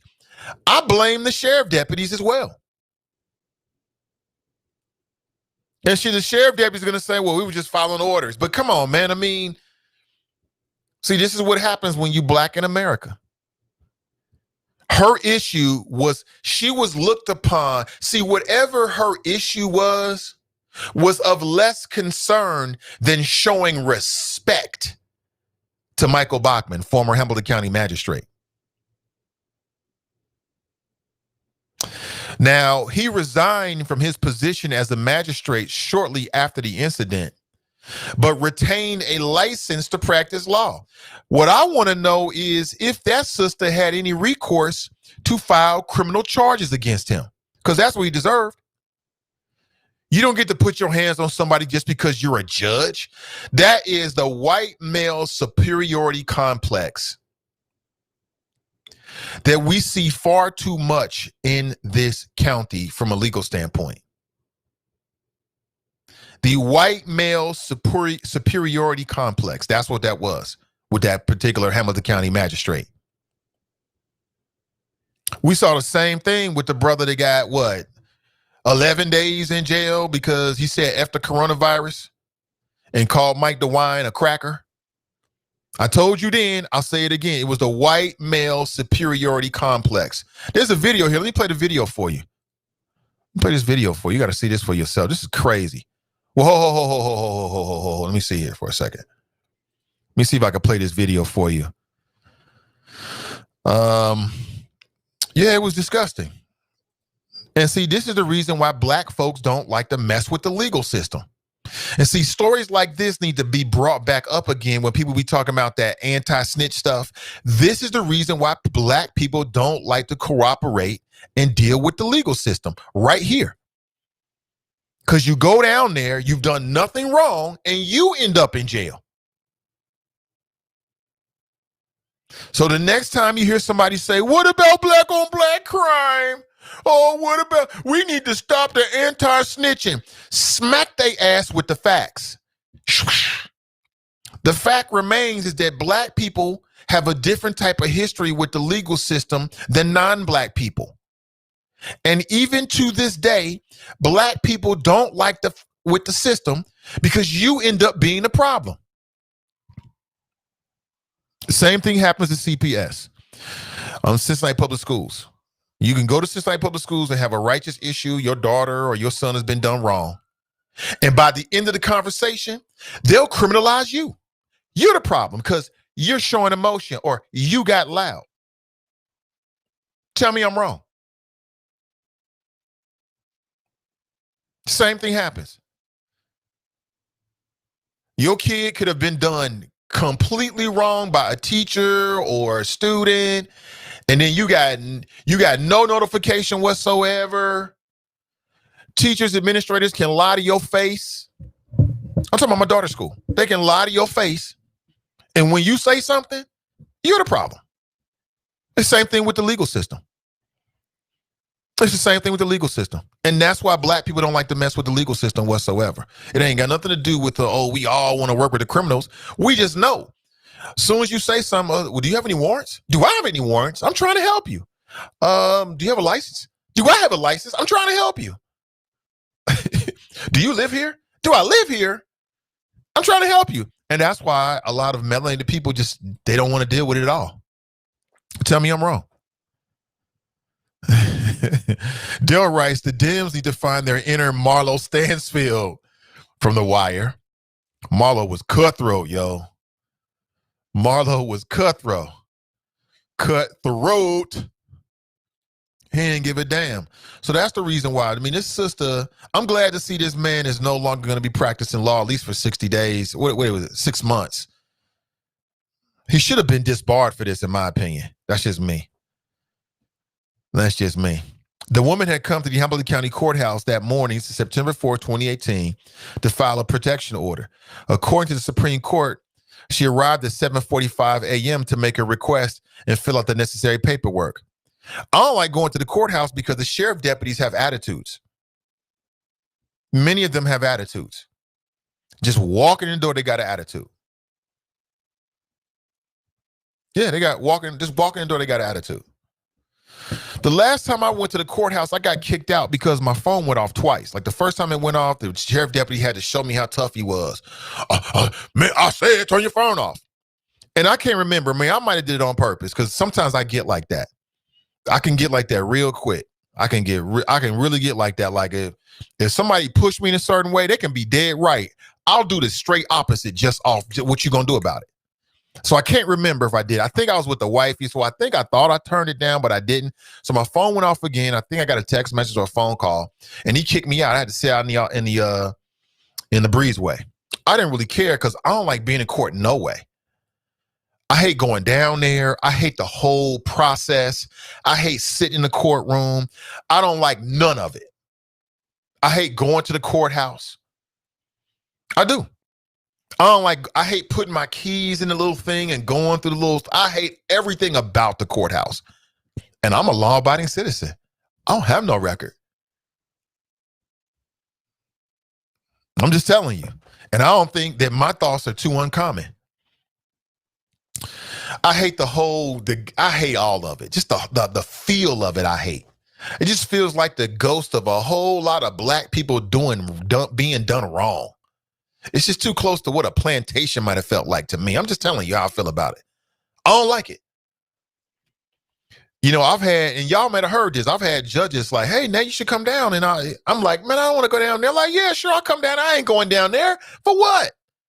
I come down there a guest of the judge and end up getting some charges. That's how I look at it. I've had bad experiences at the courthouse, man. Again, I have no record. So many years ago, I told you the story though. You know, I'm watching the World Series. It was the Reds and the Oakland A's. Remember the series? The Reds supposed to lose and they won. Way to go, Reds! I'm watching with my grandfather, and my grandmother, over at our house, or their home in Walnut Hills, over on Hackberry. Right? We chilling. Who's that? You weren't expecting nobody. Who's that? I go look. It's a police officer. We looking for Nathan Ivey. Huh? I'm Nathan Ivey. You're Nathan Ivey? Yeah, I'm Nathan Ivey. Well, we got a warrant for your arrest because you didn't show up to court. Show up to court? Mistaken identity. Not even mistaken identity. Somebody stole my wallet and did some dumb stuff, right? Took me a while to get it all sorted out. So I had to go down to the courts. I remember going down to the courts. I sat down in the court all day long. I was the last name on the docket. Do you understand what that's like to sit down there for all that nonsense? It was terrible. I finally get down there and realize they ain't called my name. I go talk to the prosecutor. The prosecutor's like, oh, okay, well, go ahead and, tell us what's going on. I said, well, listen, it was mistaken identity, go talk to the judge. There was an officer down there that was the arresting officer. It's a white female Cincinnati police officer. That was the arresting officer. Now, mind you, it wasn't me. Somebody stole my wallet, did some dumb stuff on Vine Street, right? And I was told, go down there, tell them what happened. If the witness shows up, they'll know it's not you. It'll get all sorted out, right? So I'm down there cool as a fan. I'm just irritated, but I'm cool as a fan thinking, I ain't doing nothing wrong. Mistaken identity. You want to know what happened, fam? Some of y'all may have heard this story. You know what happened? I get down there and they throw the whole thing out because the witness didn't show up. So I'm like, well, damn, I need to get this expunged. The prosecutor told me to talk with the officer. So as the white female officer is leaving, I walk up behind her and say, excuse me, I'm such and such. I'm the person. She turned, this is what she said. She turned around and said, get away from me. Huh? Yeah, you got lucky. The witness show up. It was you. I said, well, ma'am, it wasn't me. It was I don't want to hear that, and walked away from me. Why would I ever want to go back down there again? Innocent as you can believe. Never did anything. I'm chilling. And this officer, this white female officer, I guess we look alike or something like that. All of her feelings about, she was super aggressive, like she was going to arrest me simply because I was trying to clear my name. Why would I ever want to go back down to the Hamilton County Courthouse? I'll never want to go back down there for any reasons whatsoever. And I was innocent. Telling you. So that's why black folks don't like to rock with the legal system, because stuff like that happens. That's why. Go down there for what? Talk to you for what? So you can somehow find something I did wrong? Later for all of that. That's the reason why. The media don't ever report that. They're on some old y'all pro-crime. No, I'm not pro-crime. I'm just just minding my own damn business so I don't have no problems with y'all. It's truth. All facts. All facts on facts on facts on facts. And that's the reason why black folks don't like to F with the legal system. Now, this woman goes down here seeking help, and she ends up 3 days in jail. The only reason why she didn't spend 10 days in jail is because the judge, not the magistrate, it was the presiding judge, Kim Burke, ordered her release. The Supreme Court decision handing down his 6-month sentence notes that former magistrate Bachman did not appear to show any remorse for his actions. So he went to the Supreme Court and testified and showed no remorse whatsoever. He was on some I did what I did. It is what it is. White male superiority complex. It's part of the problem that still plagues the city of Cincinnati. And we will never reach our apex. We will never get what we're supposed to get to where we're supposed to be as long as we have those kind of mentalities in high places. It's the same thing that happened when that brother said after coronavirus. It had nothing to do with the coronavirus. It had everything to do with him not showing remorse and being defiant. Because when you're a defiant melanated person or defiant black man, some people get in their feelings about that. Even some black people getting their feelings about that. But you got some people here to get in their feelings about that, and that's what happened. I'm going to keep making that point. Angela writes, I'm not taking the vaccine. Did you see the white lady pass out and then they try to say she has a condition? Why you just pass out at any time as a nurse? Make it make sense. I saw that video. It didn't look good. I saw that video and it didn't look good at all.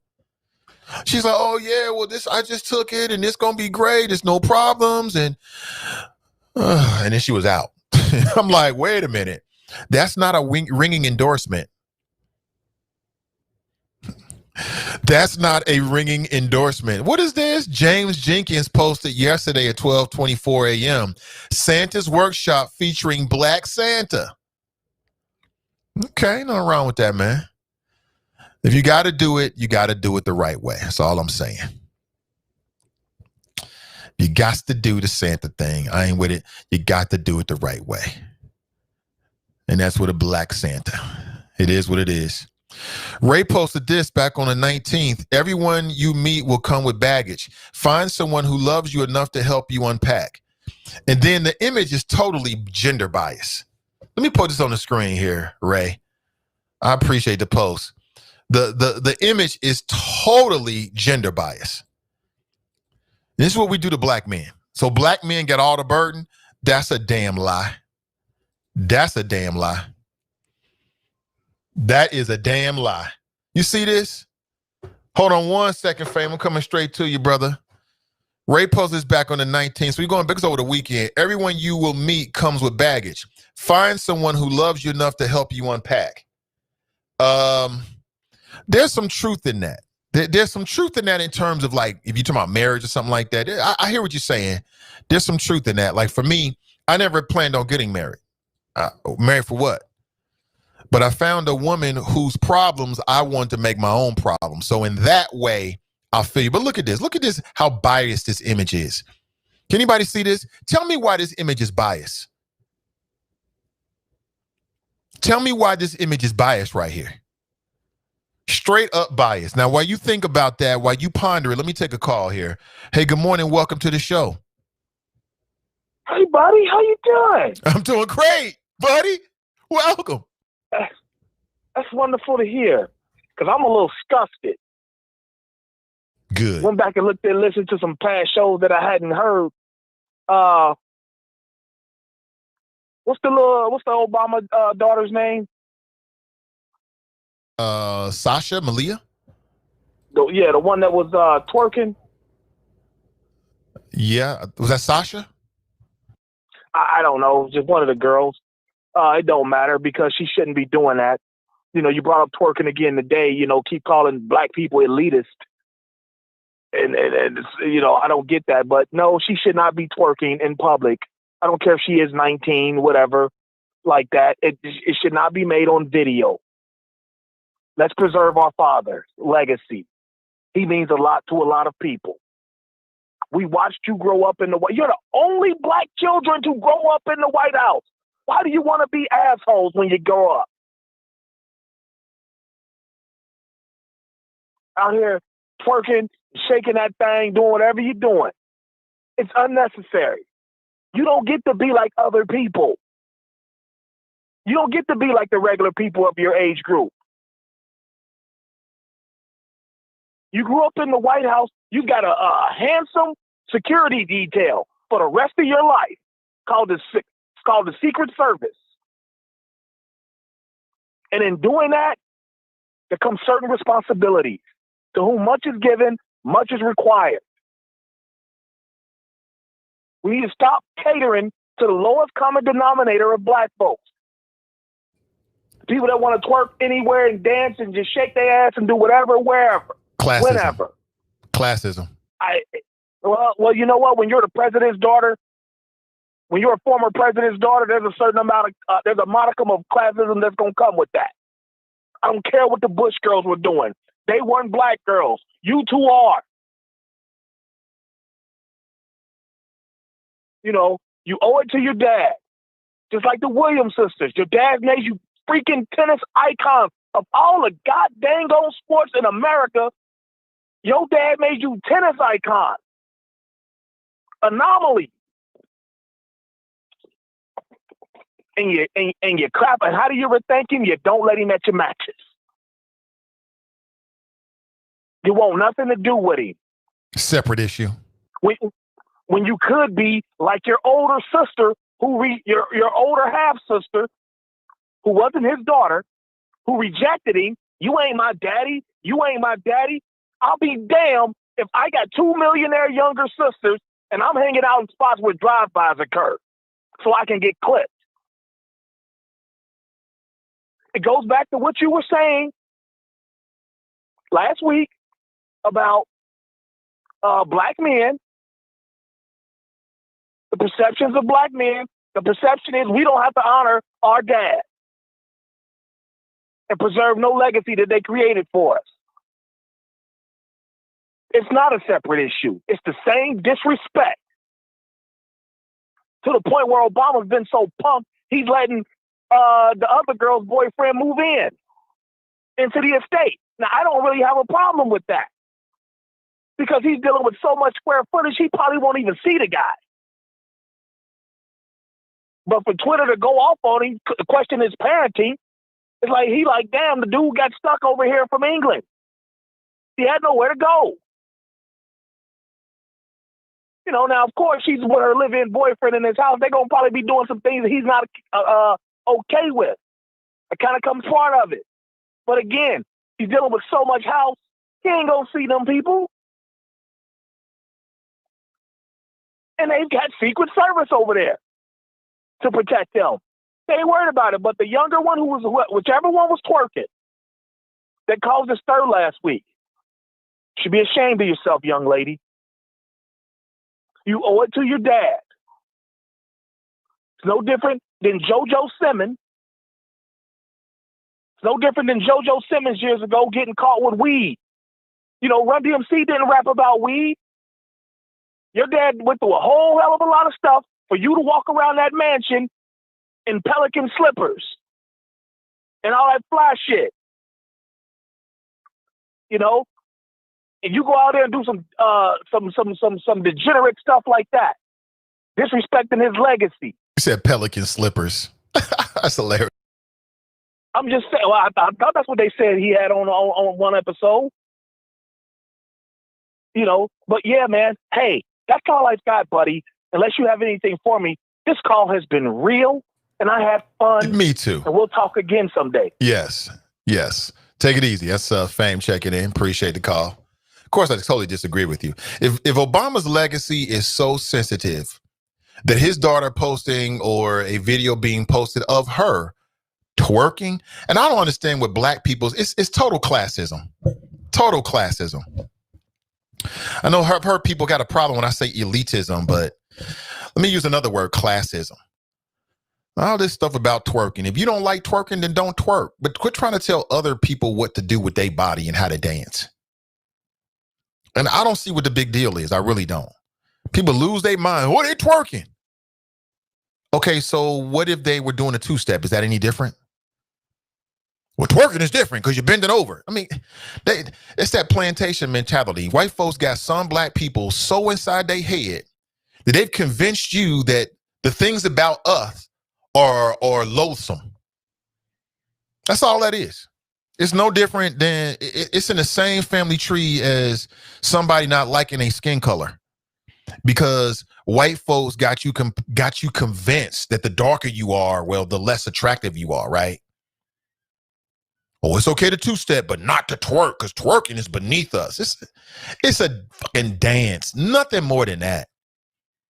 It's nothing more than that. And if you take it back to that dude down in what was it, down in Dallas, I think it was, at the Kitchen and Cocktails. I say it again, and nobody answered the question because it's hard to answer. And that is, if they were doing the two-step, would it have been any better?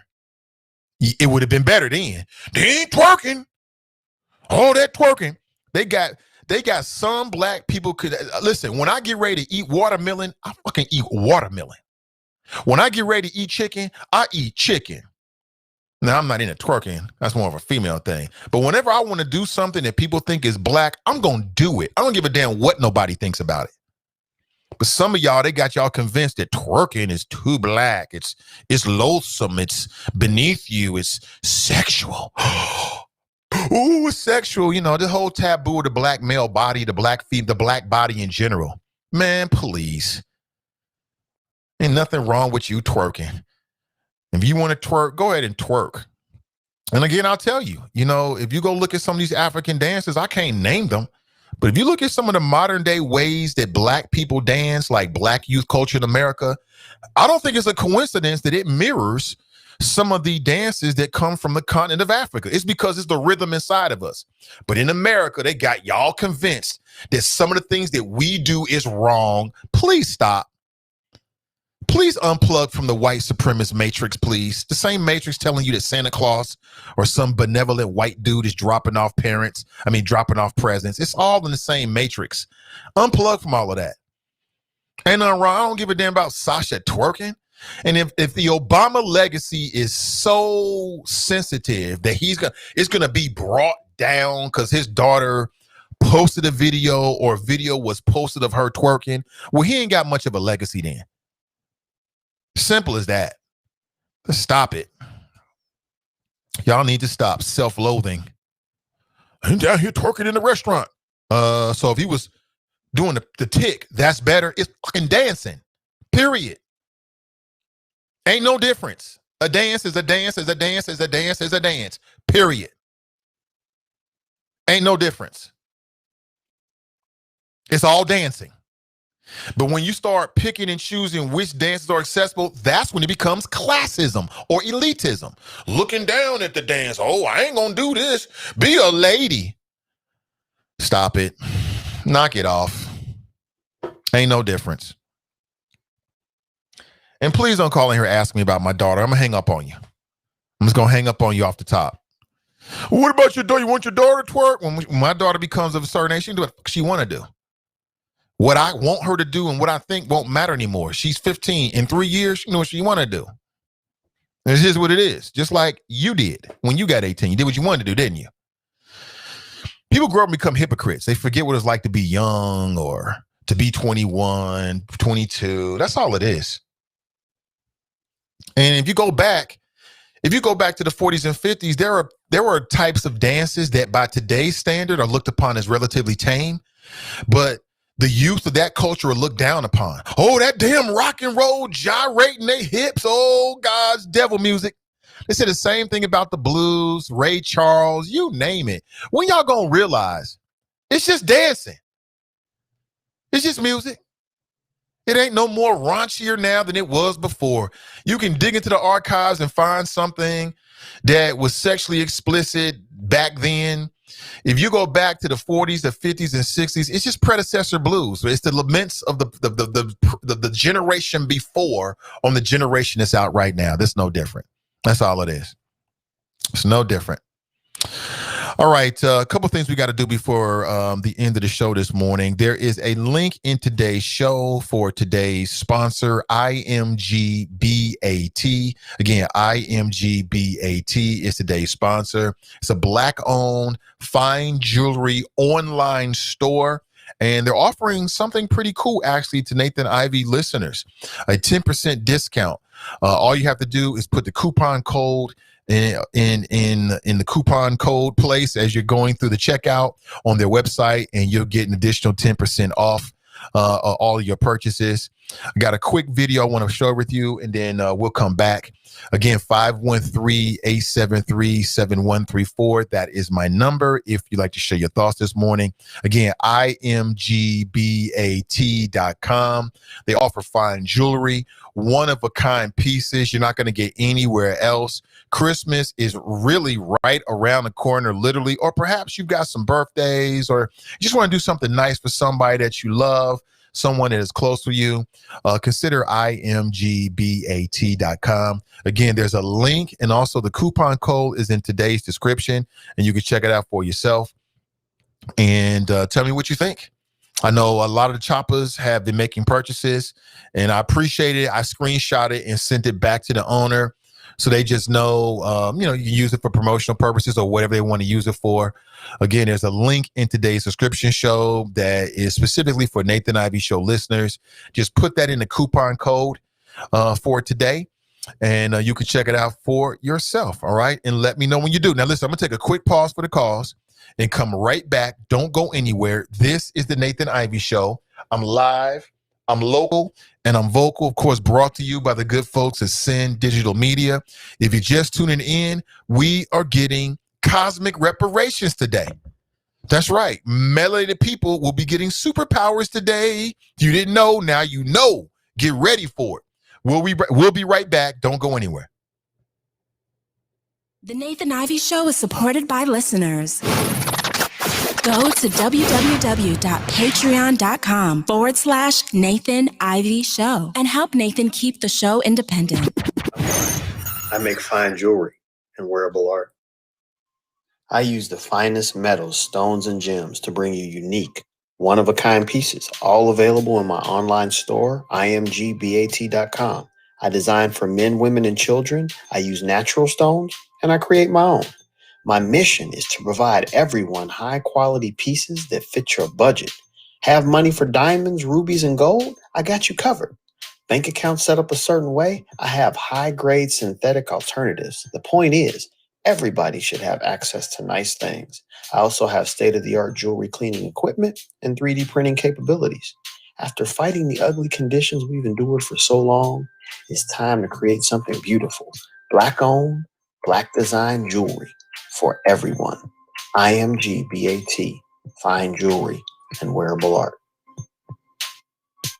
Listeners of the Nathan Ivey Show, you get 10% off. Just put in choppers in the discount code. And Patreons, follow up with Nathan and he'll tell you how to get 15% off. People are always talking about the stock market, always looking to invest in a good opportunity, something with the potential to grow. So what if you could invest in the future of kids, like a stock? Not the kind of stock where you invest to make money, but a stock for social change. A whole new kind of investment called Better Futures. When you invest, it helps students like me go to college, which ends up making the future better for everybody. I could be the first college graduate in my family, the first district attorney from my neighborhood. And if I'm the first, then maybe there will be a second and a third.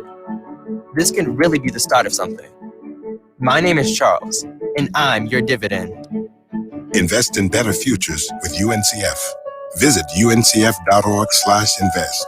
A mind is a terrible thing to waste, but a wonderful thing to invest in. A public service announcement brought to you by UNCF and the Ad Council. The Nathan Ivey Show is supported by listeners. Go to www.patreon.com/Nathan Ivey Show and help Nathan keep the show independent.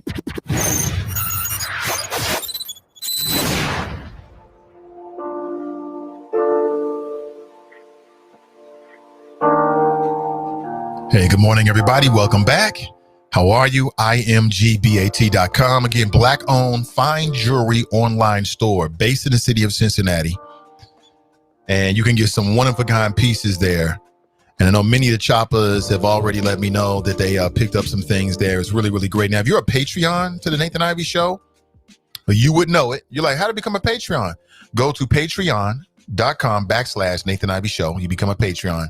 You get 15% off throughout the end of the year on purchases over $25 or more. All right. Good morning to you. We got John on the line, so let's go straight to him. Again, imgbat.com. What's that? imgbat.com. And use that promo code, that coupon code, to get an additional 10% off on all purchases over $25 this morning, courtesy of the Nathan Ivey Show. And when you do, let me know. Let me know, and I'll send the messages back to them. I mean, just so they know that, the folks that listen to this show, do make purchases.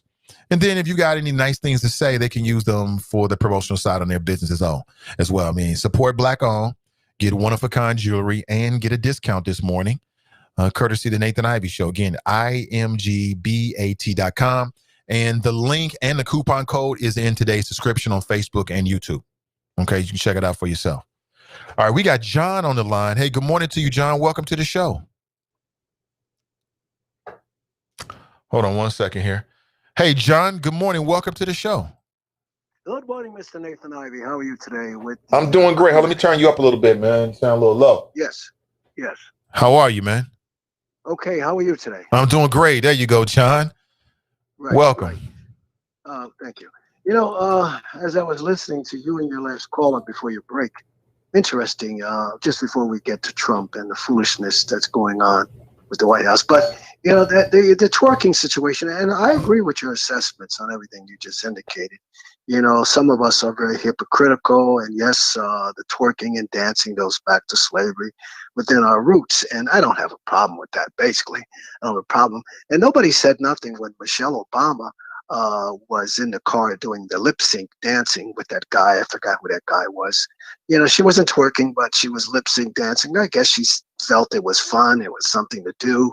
It was okay with a lot of us, but twerking is going to be here. It'll be here forever. So everybody just needs to, as you indicated, take a deep breath, relax, just be quiet, and let's focus on better issues like getting this virus under control. And yes, reparation is at top of the list. But let's see how all of this plays out. Two quick things I'd like to get your quick response on with the picks that Biden has selected this past week. Still, we haven't heard nothing for his pick for Attorney General. That would be an interesting pick if an African-American woman gets it. And I wish it's that woman, Miss Letitia, I forget her name, Attorney General in New York. She wants him so bad. She's like a pit bull. She can taste him. Trump, should we say. But your comments really quick on the picks last week. Are you in favor of it? You think it was good picks? Or we should take a deep breath again and wait and see? Some people within the Black organizations, NAACP, and the rest of them are up in arms with some of the picks, and they're very hypocritical too. But your quick comments on it. I don't really have any comments on it, man. I mean, I'm going to take a wait and see approach. Let's wait and see what happens and look at the totality of his picks and his cabinet. I think that's what's fair. But I don't really have any feelings about it right now. Okay. Well, I can give you my quick assessments of it. I think the picks, I don't have a problem with that. You got young, you got a mixture of what America is all about. So I see where he's going with that. And his picks are much, much better than the idiot's pick for the last 3 years. So, it's a lot more. I think it's a good 5 or 6 more picks coming down the pipeline, and everybody is waiting for that one pick, which is who's going to be the Attorney General. But we will wait and see from here. And finally, one other thing before we get to Trump, that stimulus package, I came in the middle of your conversations. Any your comments on the stimulus package, which I believe was signed last night or in the middle of the night? These characters wasted our time for 2 or 3 weeks dealing with this. But you think the monies that they're doling out, which is our money anyway, should that be 300, 600? I think that money should be much, much higher than what it is. And to me, it's a fluff job. And the money, you blow it within, some of us can go to a go-go bar and blow that $300 or $600 like that and not pay the bills. Your quick comments on that. It's too low. It should be more. You think it should be more? It should be more. Double that. Well, and if it was up to me, it would be monthly instead of just a one-time payment. Yeah. Well, this country has a habit of keeping us all in slavery, dividing us, fighting, and the Russians and the Chinese and everybody else that owns this country, outside this country, are laughing. So I agree with you. Yes, the money should be much, much higher. Everybody should get somewhere from 10 to 15,000. Print the money. I don't care. Just print the damn money. That's what it's all about anyway. They're using our money, our taxpayers' dollars. And let's not forget, if we go back at times, what did Trump do when he came into office? He bailed out the rich, that tax break. And then when that stimulus money came out early this year with the virus, who snatched up most of that money? The rich and the powerful. And Nancy had to yell and scream and get Trump to put down another stimulus package. Middle class and the poor benefits, but we're still suffering. But this is all going to play out as when Trump gets his foot out of the White House. Oh, I wait to see the Attorney General on state as well as federal charges get this character. And finally, let me leave you with this, which is very puzzling, and nobody's really talking too much about it. Trump and his cohorts around him are calling for martial law. Now, maybe you can enlighten me with what Trump and his thugs are doing, because he's screaming, I'm not leaving. I'm staying right here. I'm staying. Well, martial law, where's that going? In your eyes, where do you think it's going? Or if it's going at all? Well, I think it's hey, John, thanks for the call, man. I appreciate you. I think it's a last desperate attempt from Trump and the Trump minions. Because again, what do the people around Trump get out of Trump being in power? Well, they're close to power. I bet you working in the White House is a cool gig. You're somebody. You got White House security clearance. You're close to power. You know things. You're traveling with Trump. You are somebody. That's intoxicating to a lot of people. So what's martial law? As I understand it, martial law would be the imposition of military rule. And so, yeah, I did hear it was floated out there by some White House aides. Trump has another lawsuit where he's trying to overturn, righteous voters. I saw that there was an opinion piece in the Cincinnati Enquirer calling out Brad Winstrup. It was a white male who wrote the piece. I was very happy to read it. Brad Winstrup, who is the rep in the 2nd Congressional District, should be called out for his support of that. So that's what it is in a nutshell. Thank you, John, for the call. I appreciate you, brother. Let's go back to the phones. Good morning. Welcome to the show. Good morning, Nate. This is Donita. How are you? Hey, Donita. Good morning. Welcome. Hey, I just wanted to just quickly touch on the twerking thing. I think that we all, have danced to different things that our parents and grandparents not appreciated. But I think the difference is there wasn't anything called social media. So nobody actually videoed us doing it. You know what I mean? It's not like we didn't do it. It was just in the clubs and it didn't make it around the world because there was no TikTok where kids are uploading videos of themselves dancing. We didn't have that. When I think back to my days at, Golden Skates or Prime Time or whatever, one of my favorite songs was E40 Captain Save-A-Ho. You know what I mean? And literally, I can remember the DJ would turn down the music at the women's point when I want to be saved. You know what I mean? And the women would sing it. Mm-hmm. And the title of the song is Captain Save-A-Ho. I don't consider myself a hoe. I never have. But it was just fun and singing and dancing with my friends in a club. Now, would I do that in a restaurant? Absolutely not. But now, if this were back then, that would have probably ended up on social media because somebody would have been live streaming it from their phone. So that's the only reason why we didn't get caught, because you didn't have the platform. I agree with that. Yep. You're right. Everything's out there more. But there's nothing new under the sun. There's nothing new. Exactly. We're doing the same stuff we've been doing for the last 100 years. That's it. Mm-hmm. But I do think we have to be careful of the context in which it's done. To me, it's just time and place. You know what I'm saying? You have to know there's a time and place for everything. And I'm sorry, restaurants just are not the place to be twerking.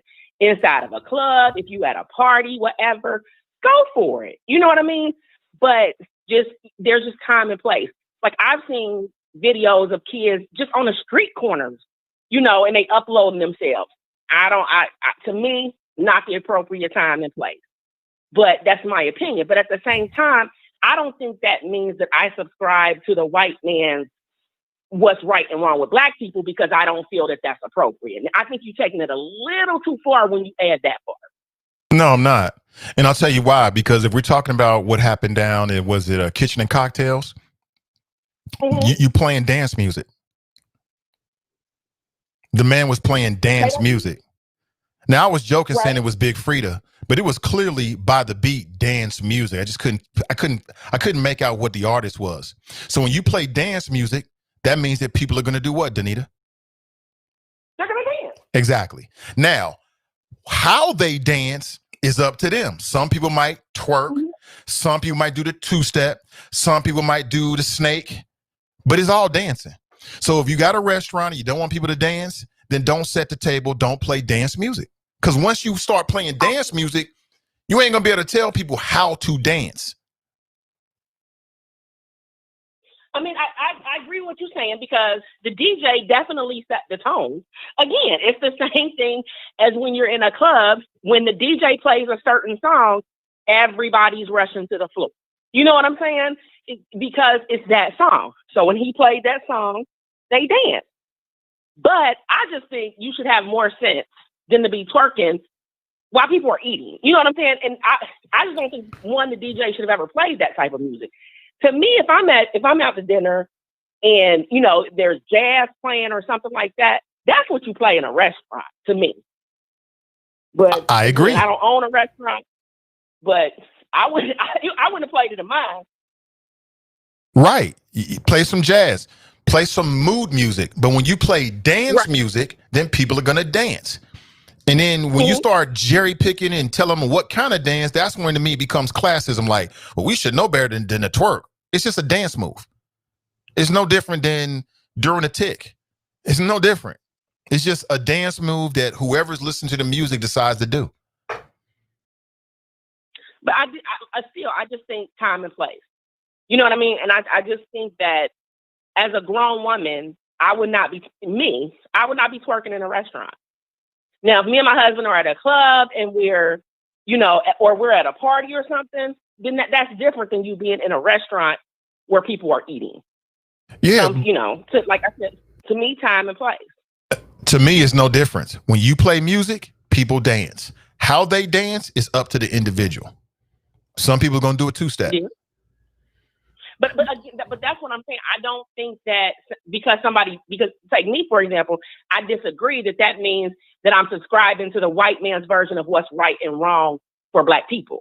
I don't agree with that. I mean, because I don't agree, then I just don't see the correlation of those two. You don't see the correlation? Okay, so let me go back to the point I was making. So the point I made is that, and again, this may not be you, but the point I was making is that I heard a lot of people talking about the type of dance, like, oh, twerking. And I'm like, what's the difference between twerking and doing a two-step? It's a dance move.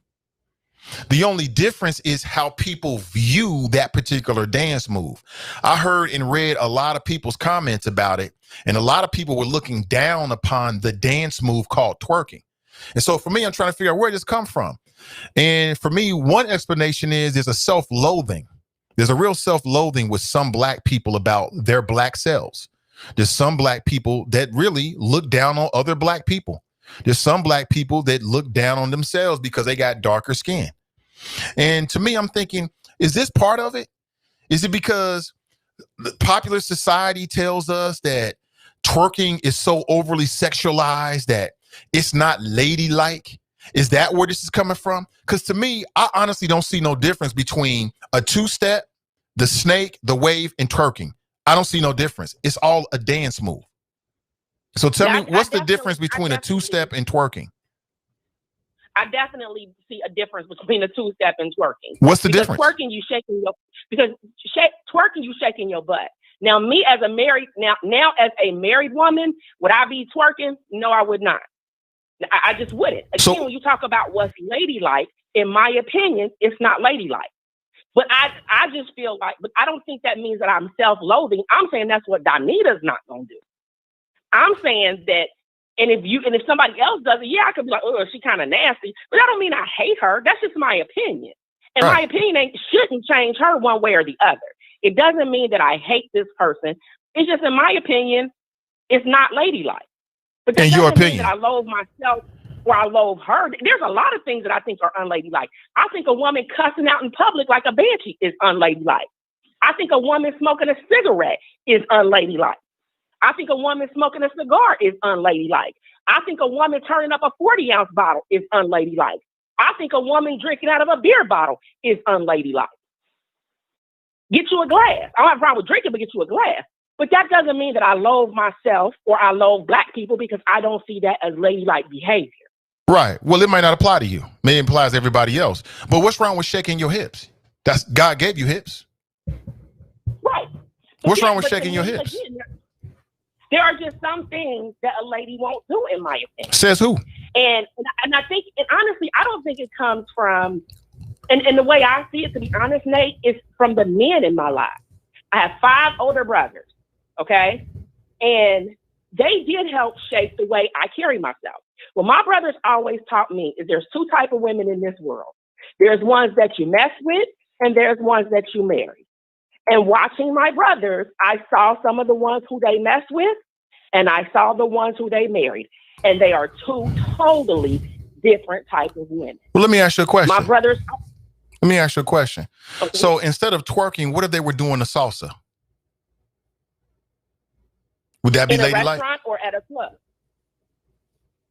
In same situation, because we're talking about this brother down in Dallas. Same situation. Instead of twerking, let's say they were doing the salsa. Is that ladylike?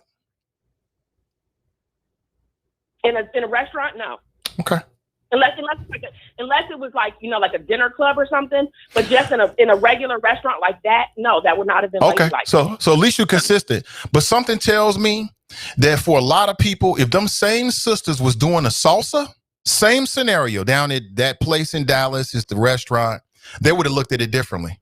You're still shaking your hips.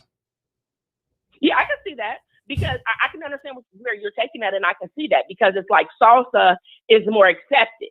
Exactly. Salsa is more accepted in the minds of a lot of people. I accept twerking as much as any other dance form. I don't see it as no difference. I don't have no problem with it. It's just what adults do. It's no more or less legitimate than salsing or any other kind of dancing.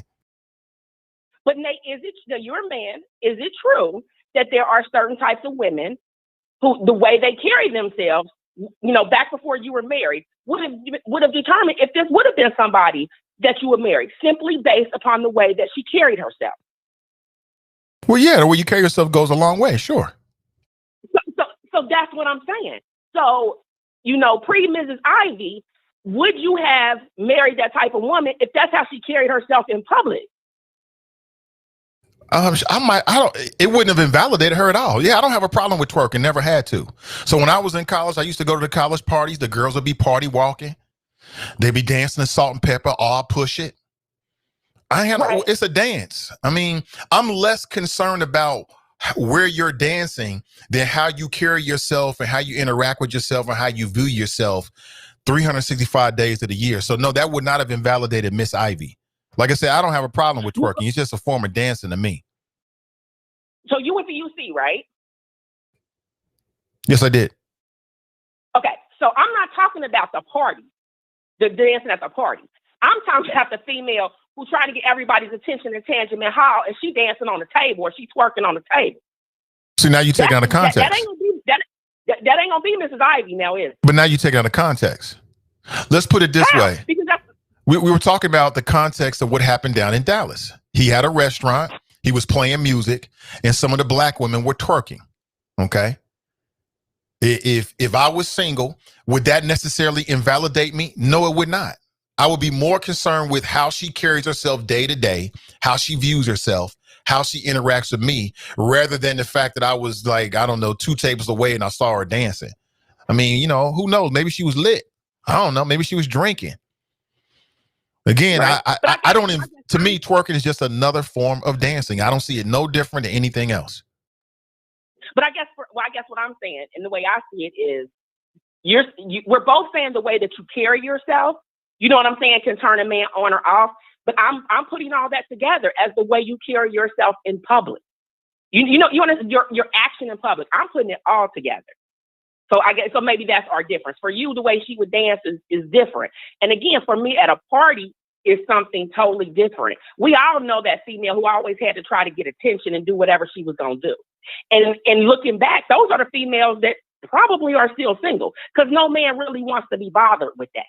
Again, the men that I know are, you know, they were selective about the women who they really got serious about. Now they gonna mess with whoever, but the women that they got serious about, they were selective in that. And I do believe that the way you carry yourself has a lot to do with that.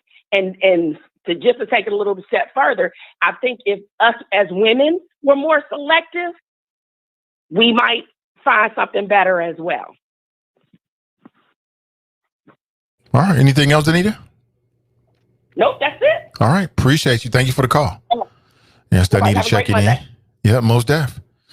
So like I said, I mean, during the warmer months in Cincinnati, they have salsa dancing down on the square. Black folks love to go down there and enjoy other people's culture. It's so valid. It's sexy. If it was twerking, some black folks would be looking down and like, why we got to do that? Like I said, I mean, there's a self-loathing that happens within our own family where we want to look down upon ourselves, look down upon us for doing things that's native to us. When I get ready to eat chicken, I eat chicken. And I don't care who's around. When I want to eat watermelon, I eat watermelon. And I don't care who's around. Now I'm a man, I don't twerk. That's not really, I'm a big man. I'm a two-step big man type of deal. But whatever dance I want to do, I'm going to do. Period. And I stand by what I said. You know, maybe it's not you, Danita. I'm glad to hear it. But I wonder if there wasn't some self-loathing going on with this classism. Why they got to be twerking? What's the difference between twerking and doing the tick? It's a dance move. Give us a break. And then the other thing is, not every woman is looking to impress a man. I'm not raising my daughter to be somebody's husband. I'm raising my daughter to be her own woman. I've told her that. She knows exactly how I feel about it.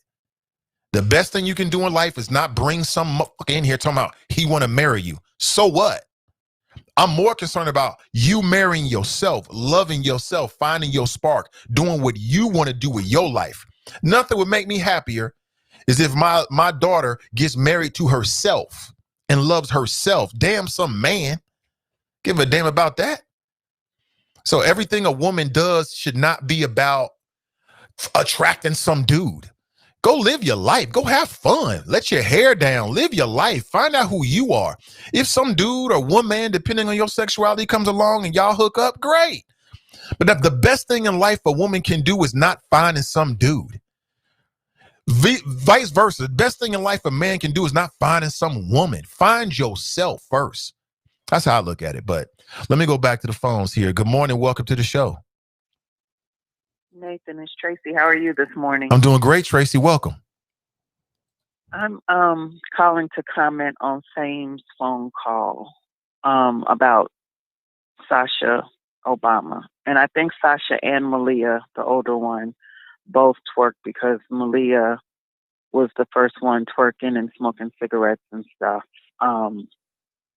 My question to Fame, and he can probably answer it tomorrow, and hopefully he can without screaming and hollering. At what point do these young women get to live their lives for themselves? They did everything in the White House that the first daughters were supposed to do. They did it well. They did it better than anybody else. They're adults now. Why do they still have to live and honor Barack Obama? I get it, that's their dad. We all want to make our dads proud. But at some point, when do they get to step out, make a mistake, and learn from it? There was so much pressure all of those years, 8 years, for them to be perfect. Why do they still have to live under that microscope? And Fame, you can either answer it tomorrow or you can call me later today. I don't agree with that. I think at some point they have to live their own lives and make their own mistakes. That's how our kids grow. And you know that your kids are old enough to start making some choices of their own, as well as mine. The other thing about the restaurant that I wanted to say was, I have no issue. My issue with the story was not of them twerking. It was of them disrespecting the man's furniture in his restaurant. Now, if I go to a restaurant, hold on one second. Good, how are you? Yes, thank you. I'm sorry. I'm so sorry. I'm at the drive-thru at PNC. If I go to a restaurant and I sit down and eat, I would prefer, and this is whomever's restaurant, I would prefer not to have somebody twerking in my space. I'm going to use Mahogany's as an example. When Mahogany's was down on the banks, if I'm not mistaken, it was a restaurant by day and it was like a lounge at night. That would be the type of establishment that I would prefer to go to, because if I didn't choose to twerk or dance or whatever dance I want to do, I would go to the restaurant by day. If I wanted to turn up, I would go to the lounge at night. But, I don't know what the whole plan of that restaurant was, but my issue was them dancing on the furniture. Now, on the flip side, I have an issue with WAP, that video, and not so much that they're twerking, but that they're exposing themselves. That's the difference. That's my whole issue with twerking. We can twerk all day long. I did when Luke was out, and I said I shook my ass in my 20s when I was up at Wilberforce, but I did it with clothes on. And it's not me being elitist. It's not me being better. It's just, you know, people are watching. Like Anita said, social media is out here. And I'm not going to use your daughter as an example because I don't want you to hang up on me. But when these kids, because they are twerking younger, when they're 18, 17 years old and they start applying for colleges, you damn well better believe that these colleges. Yeah. These colleges are looking at these kids' social media pages because they want to know who's coming to their college. And if your kid is 17, 18, turned up, twerking, clothes off, drinking, smoking, throwing money all over, you know, they're going to be judged. And it is what it is. But that's the only issue that I have with it. Grown people are going to do what they want to do, but we got to protect our younger kids. And that's my rant this morning. All right, be safe out there, Tracy. Bye. Yeah, most def. Yeah, I thought it was a great point. Question of fame. It's like she made an excellent point. You know, I wish I thought about that. Great point. These girls, Sasha Malia was 100% perfect for 8 years, and you know that right-wing media and her husband and her mother's political opponents were looking for any excuse to try to use it against them and tear them down and say that they're bad parents. And these little girls were perfect. Now they finally got grown and they're starting to, like, you know, amplify that grownness a little bit through social media, and people want to be all up on it. I don't care. It ain't no big deal. It ain't no big deal.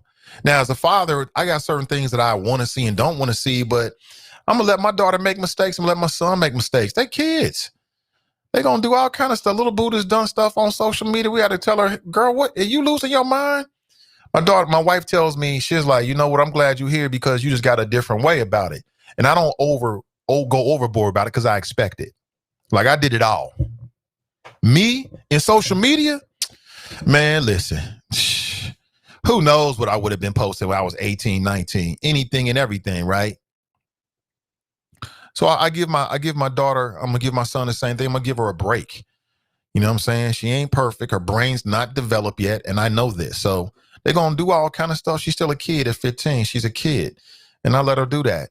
18, 19, you're a real young adult. You're a brand new adult. And like anything brand new, you're going to make mistakes. So let Sasha and Malia live. I thought it was an excellent point by Tracy. At what point do they get a chance to live their lives? I think it's right now. They grown now. Mommy and daddy no longer in the White House. They're still in the public eye, but they're not public servants. If they're going to put up twerk videos or whatever and dance to the city girls, I don't see no problem with it. It doesn't mean you a thought.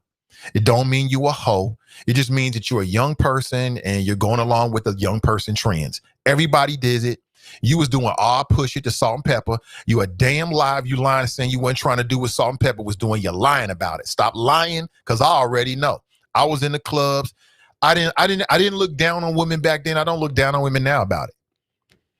That's just dancing. Ain't no big deal. Sometimes we need all the stuff we dealing with. If that's your pressure relief valve that you want to shake your rump, then go ahead and shake your rump. I ain't got no problem with it. And like I said, everybody, we look up to salsa. Oh, I want to learn how to salsa dance. Oh, I'm learning a different culture. Oh, that's up on a shelf. That's a great thing. We want to look down on the forms of dancing that Black youth culture come up with. I ain't with it, man. I see right through it. Self-loathing. Stop it. Stop self-loathing. Deal with your self-loathing issues and your classism, your elitism. If in fact that, is the case, you know what I'm saying? Then you're like, I don't feel that way. Okay, well, it ain't for you. You know what I'm saying? You got to do your own Yahoo search of your soul and see what comes up. But I think I'm onto something with that. Real quick here, since I brought up Tracy, she posted this inside the Friends page. I thought it was an interesting conversation. Dads, how far would you go to make your kids happy? This is a picture of D. Wade and his son, now daughter. His son, I think Zaire has decided that he is really a she, and I think it's called gender transmorphic syndrome, something like that, where you're born one gender, but you see yourself as another gender. And, this has been a big conversation. Look at D-Wade. Nobody's going to say that D-Wade was a punk on the court. That's one thing. You can say a lot of things about D-Wade, but D-Wade was no punk on the court. That's for damn sure. A Hall of Famer, tough guy, and one of the best shooting guards in the NBA. Yeah, you can Google D-Wade fights on YouTube, and you're going to see him being real aggressive with grown men and giving no quarter. I always liked D-Wade's game, and when he teamed up with LeBron, it just took it to another level. One of my favorite players, when he was Flash, they won that first championship, he was unstoppable, man. He was unstoppable. I like D-Wade. And to answer Tracy's question, how far would you go to make your kids happy? I would go this far to make my son and my daughter happy. That means I got to dress up to make them feel comfortable so they don't commit suicide or spend a whole life of torment. I don't give a damn what nobody thinks. If that's what I got to do, that's what I'm willing to do. Now, I would do a short, everything up to just wearing the little kilt dress he wearing. And that wouldn't be my favorite thing to do. But if I had to do something like this to support my son, daughter, son or daughter, son, daughter, daughter, son, whatever the case may be, then that's what I'm going to have to do. Because nobody lives in this household. You ain't going to feel the pain that I'm going to feel if something happens to my child. And to me, this is an example of a strong black man standing up for his kid. I stand by what I've always said. I don't see no problem with what D-Wade is doing in this picture. I think it's a strong black man standing up for his kid. I dare you to go up to his face and say some nonsense. He might deck you. And I don't see no problem with it. You know what I'm saying? I mean, in my household, I don't know how they run his household. So in my household, I've got this thing where there's certain things you can do when you get 18. Because I came up old school. Like I said, my mother was raised by Southern black people with Southern roots. My grandparents migrated north of the Ohio River looking for opportunities and running away from Jim Crow South. And they brought with them all those Southern values. One of those values that was mom and dad's house. No doubt about it. You here, you a guest, you a child, but there's certain rules that's going to take place in this household. So I got that in me. You know what I'm saying? And that's how I would approach it. But truth and fact, family, we don't really know what we would do until something like that. We're presented with that, to be real with you. If I had to be 100% with you, I know what I'm saying right now in my head, but my kids are so special to me that I would bend time and earth if I had to for them. There's nothing I wouldn't do for them, to secure their happiness, their well-being, to make them safe. Nothing. And if people had to laugh at me because I look like D-Wade, I don't give a damn. I wouldn't even cross my brain. Believe me. And I don't think D-Wade cares, quite honestly. So I say props to him as a father. Props to D-Wade as a father for what he's doing with his daughter, son, or son, daughter. However he looks at it, his daughter now, used to be his son. However he looks at it, that's his household. That's his son. He's there. He knows what he has to do. All these people talking about what they would do. You a damn lie. Because if it's between life and death and well-being of your child and your daughter, you're going to do whatever it takes to make them happy, to make them whole, to protect them. And, in this world, man, especially in our culture, man, he going to have to put his arms around his daughter, son, daughter, because, it's a lot of people that's going to be sniping. I saw Mike Tyson check Boosie. He checked the hell out of Boosie. I saw it. Boosie sitting there like he was about to cry. And Mike Tyson said, "You might be gay." And Boosie sitting there telling him, "You might be right, Mike." I ain't going to do that. I ain't going out like that. I just won't go on the show. If you're going to feel that scared about another fucking man, but I get it. Yeah, I was wrong about that, Mike. Yeah, you was wrong when you said it, Boosie. So I see no problem with it. Trace, to answer your question, would I go that far? Yes, I will go that far. If that's what it took for me to make sure that my kids, my son, my daughter understood I had their back, then whatever it is. If people want to ridicule me, then ridicule me. So what? So what? Because if something happened to them, you're not going to feel the pain I'm going to feel. And I suggest you do the same thing for your kids. Don't give a damn what nobody say. Do you. Just like people saying something to me about Santa Claus. I mean, it's a conversation. I feel how I feel. But you do you. That's your house. Do you. I ain't there. So again, props to D Wade, man. Props to D Wade. Appreciate you. D Wade holding us down. That's what a strong black man looks like. For folks who don't know. Very good. You good, son? Speaking of my children. Let me see here. I got some viral videos. I didn't get a chance to play them. We start getting caught up in other things here. I guess I could save it. But here's a viral video of another Karen. You know, we get superpowers today, y'all. If you're just tuning in, we are getting superpowers today. So says Black Twitter. That's me later on today. That's me. Don't be jelly, white folks. That's right. Cosmic reparations. They call it the Christmas star. There's going to be a conjunction between Saturn, which you see on the left,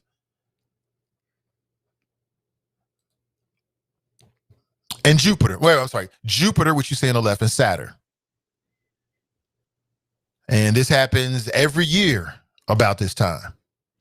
It's called, for those that are into the Bible, the Christmas star. As the Bible says, or the legend goes, or the parable goes, whatever's most accurate to you, it was the Christmas star that guided the way for the wise men.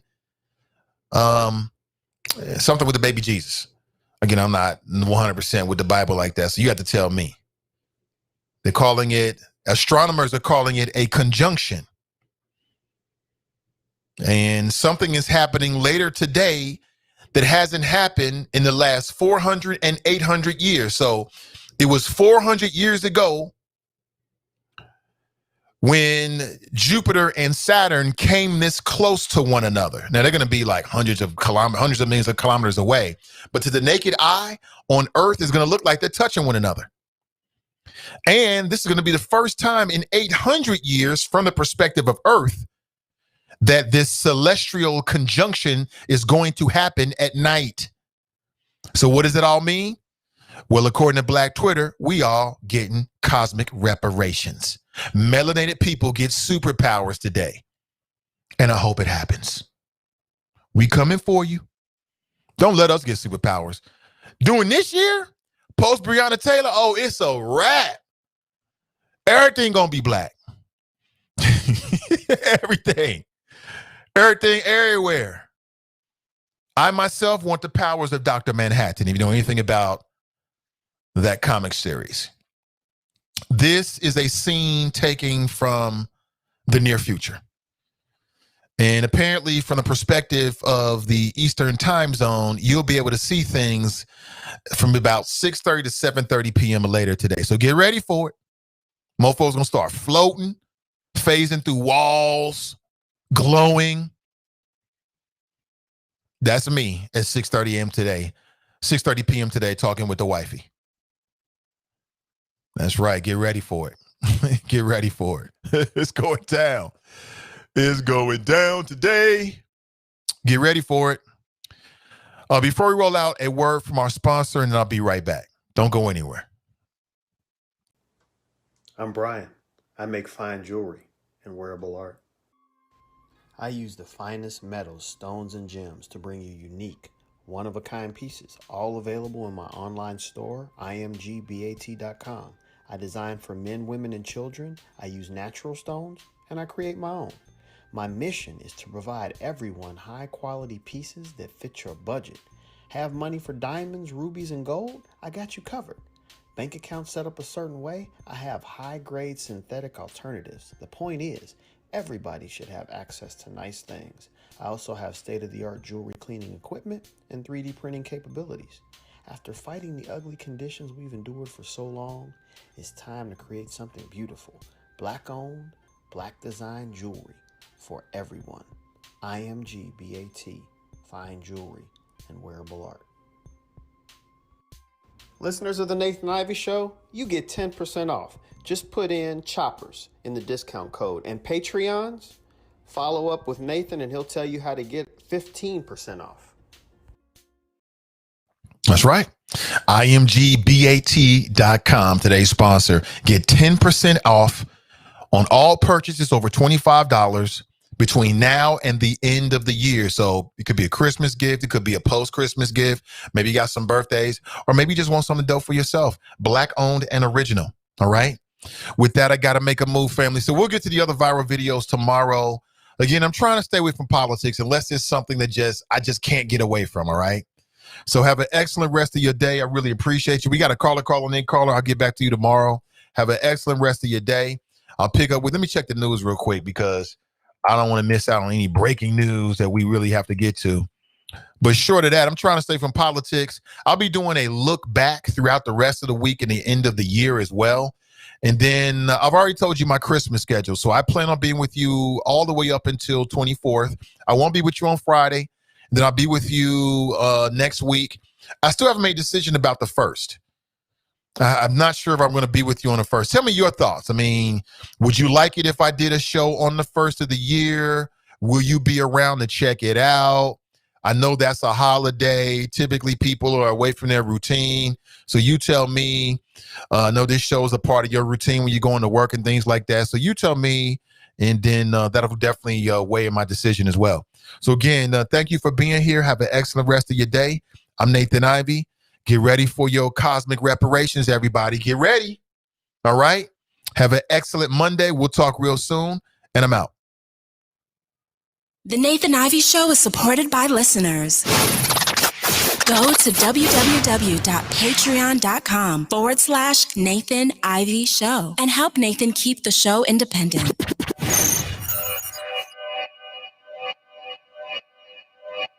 Yeah. Talking to my mirror like I love you so much. Curving on my critics like I heard you, so what? You can't kill my confidence, I think I'm the man. Tally all the I ever gave on my head. Lately I've been living like I can't take a loss. They ain't wanna help me, that's what made me a boss. You can't kill my confidence, I think I'm the man. We don't give a fuck, that's what they don't understand. I'm back again like flu season. I broke records while loose leafing. I'm coming down my roof, leaving. Don't give a fuck, I don't care. Did the for my lonesome. No wonder now I'm on one. No shortcuts on that long run. All I really want is my share. Get on my God, on my totem, it's nothing. In the discussion, for them feelings, I throw all my pain on percussion. The disgusting. I hear them bragging about that they did, and it do not move me, not in the least. They ain't been dropping no seeds in the soil, but swear that you almost spotted the feast. I've been on go mode, show mode, showboat, rowboat, wave ride. Cool shorty, too naughty, pool party, wet for the face ride. Annie up, penny down, hand me down, thrift store, old drip. New money, too funny, old shorty talking about, oh. I'm on they now, can't get a pass now. I'm a cash cow, keeping it brash now. It's trash now, I'm a spaz out. I've been killing my lows and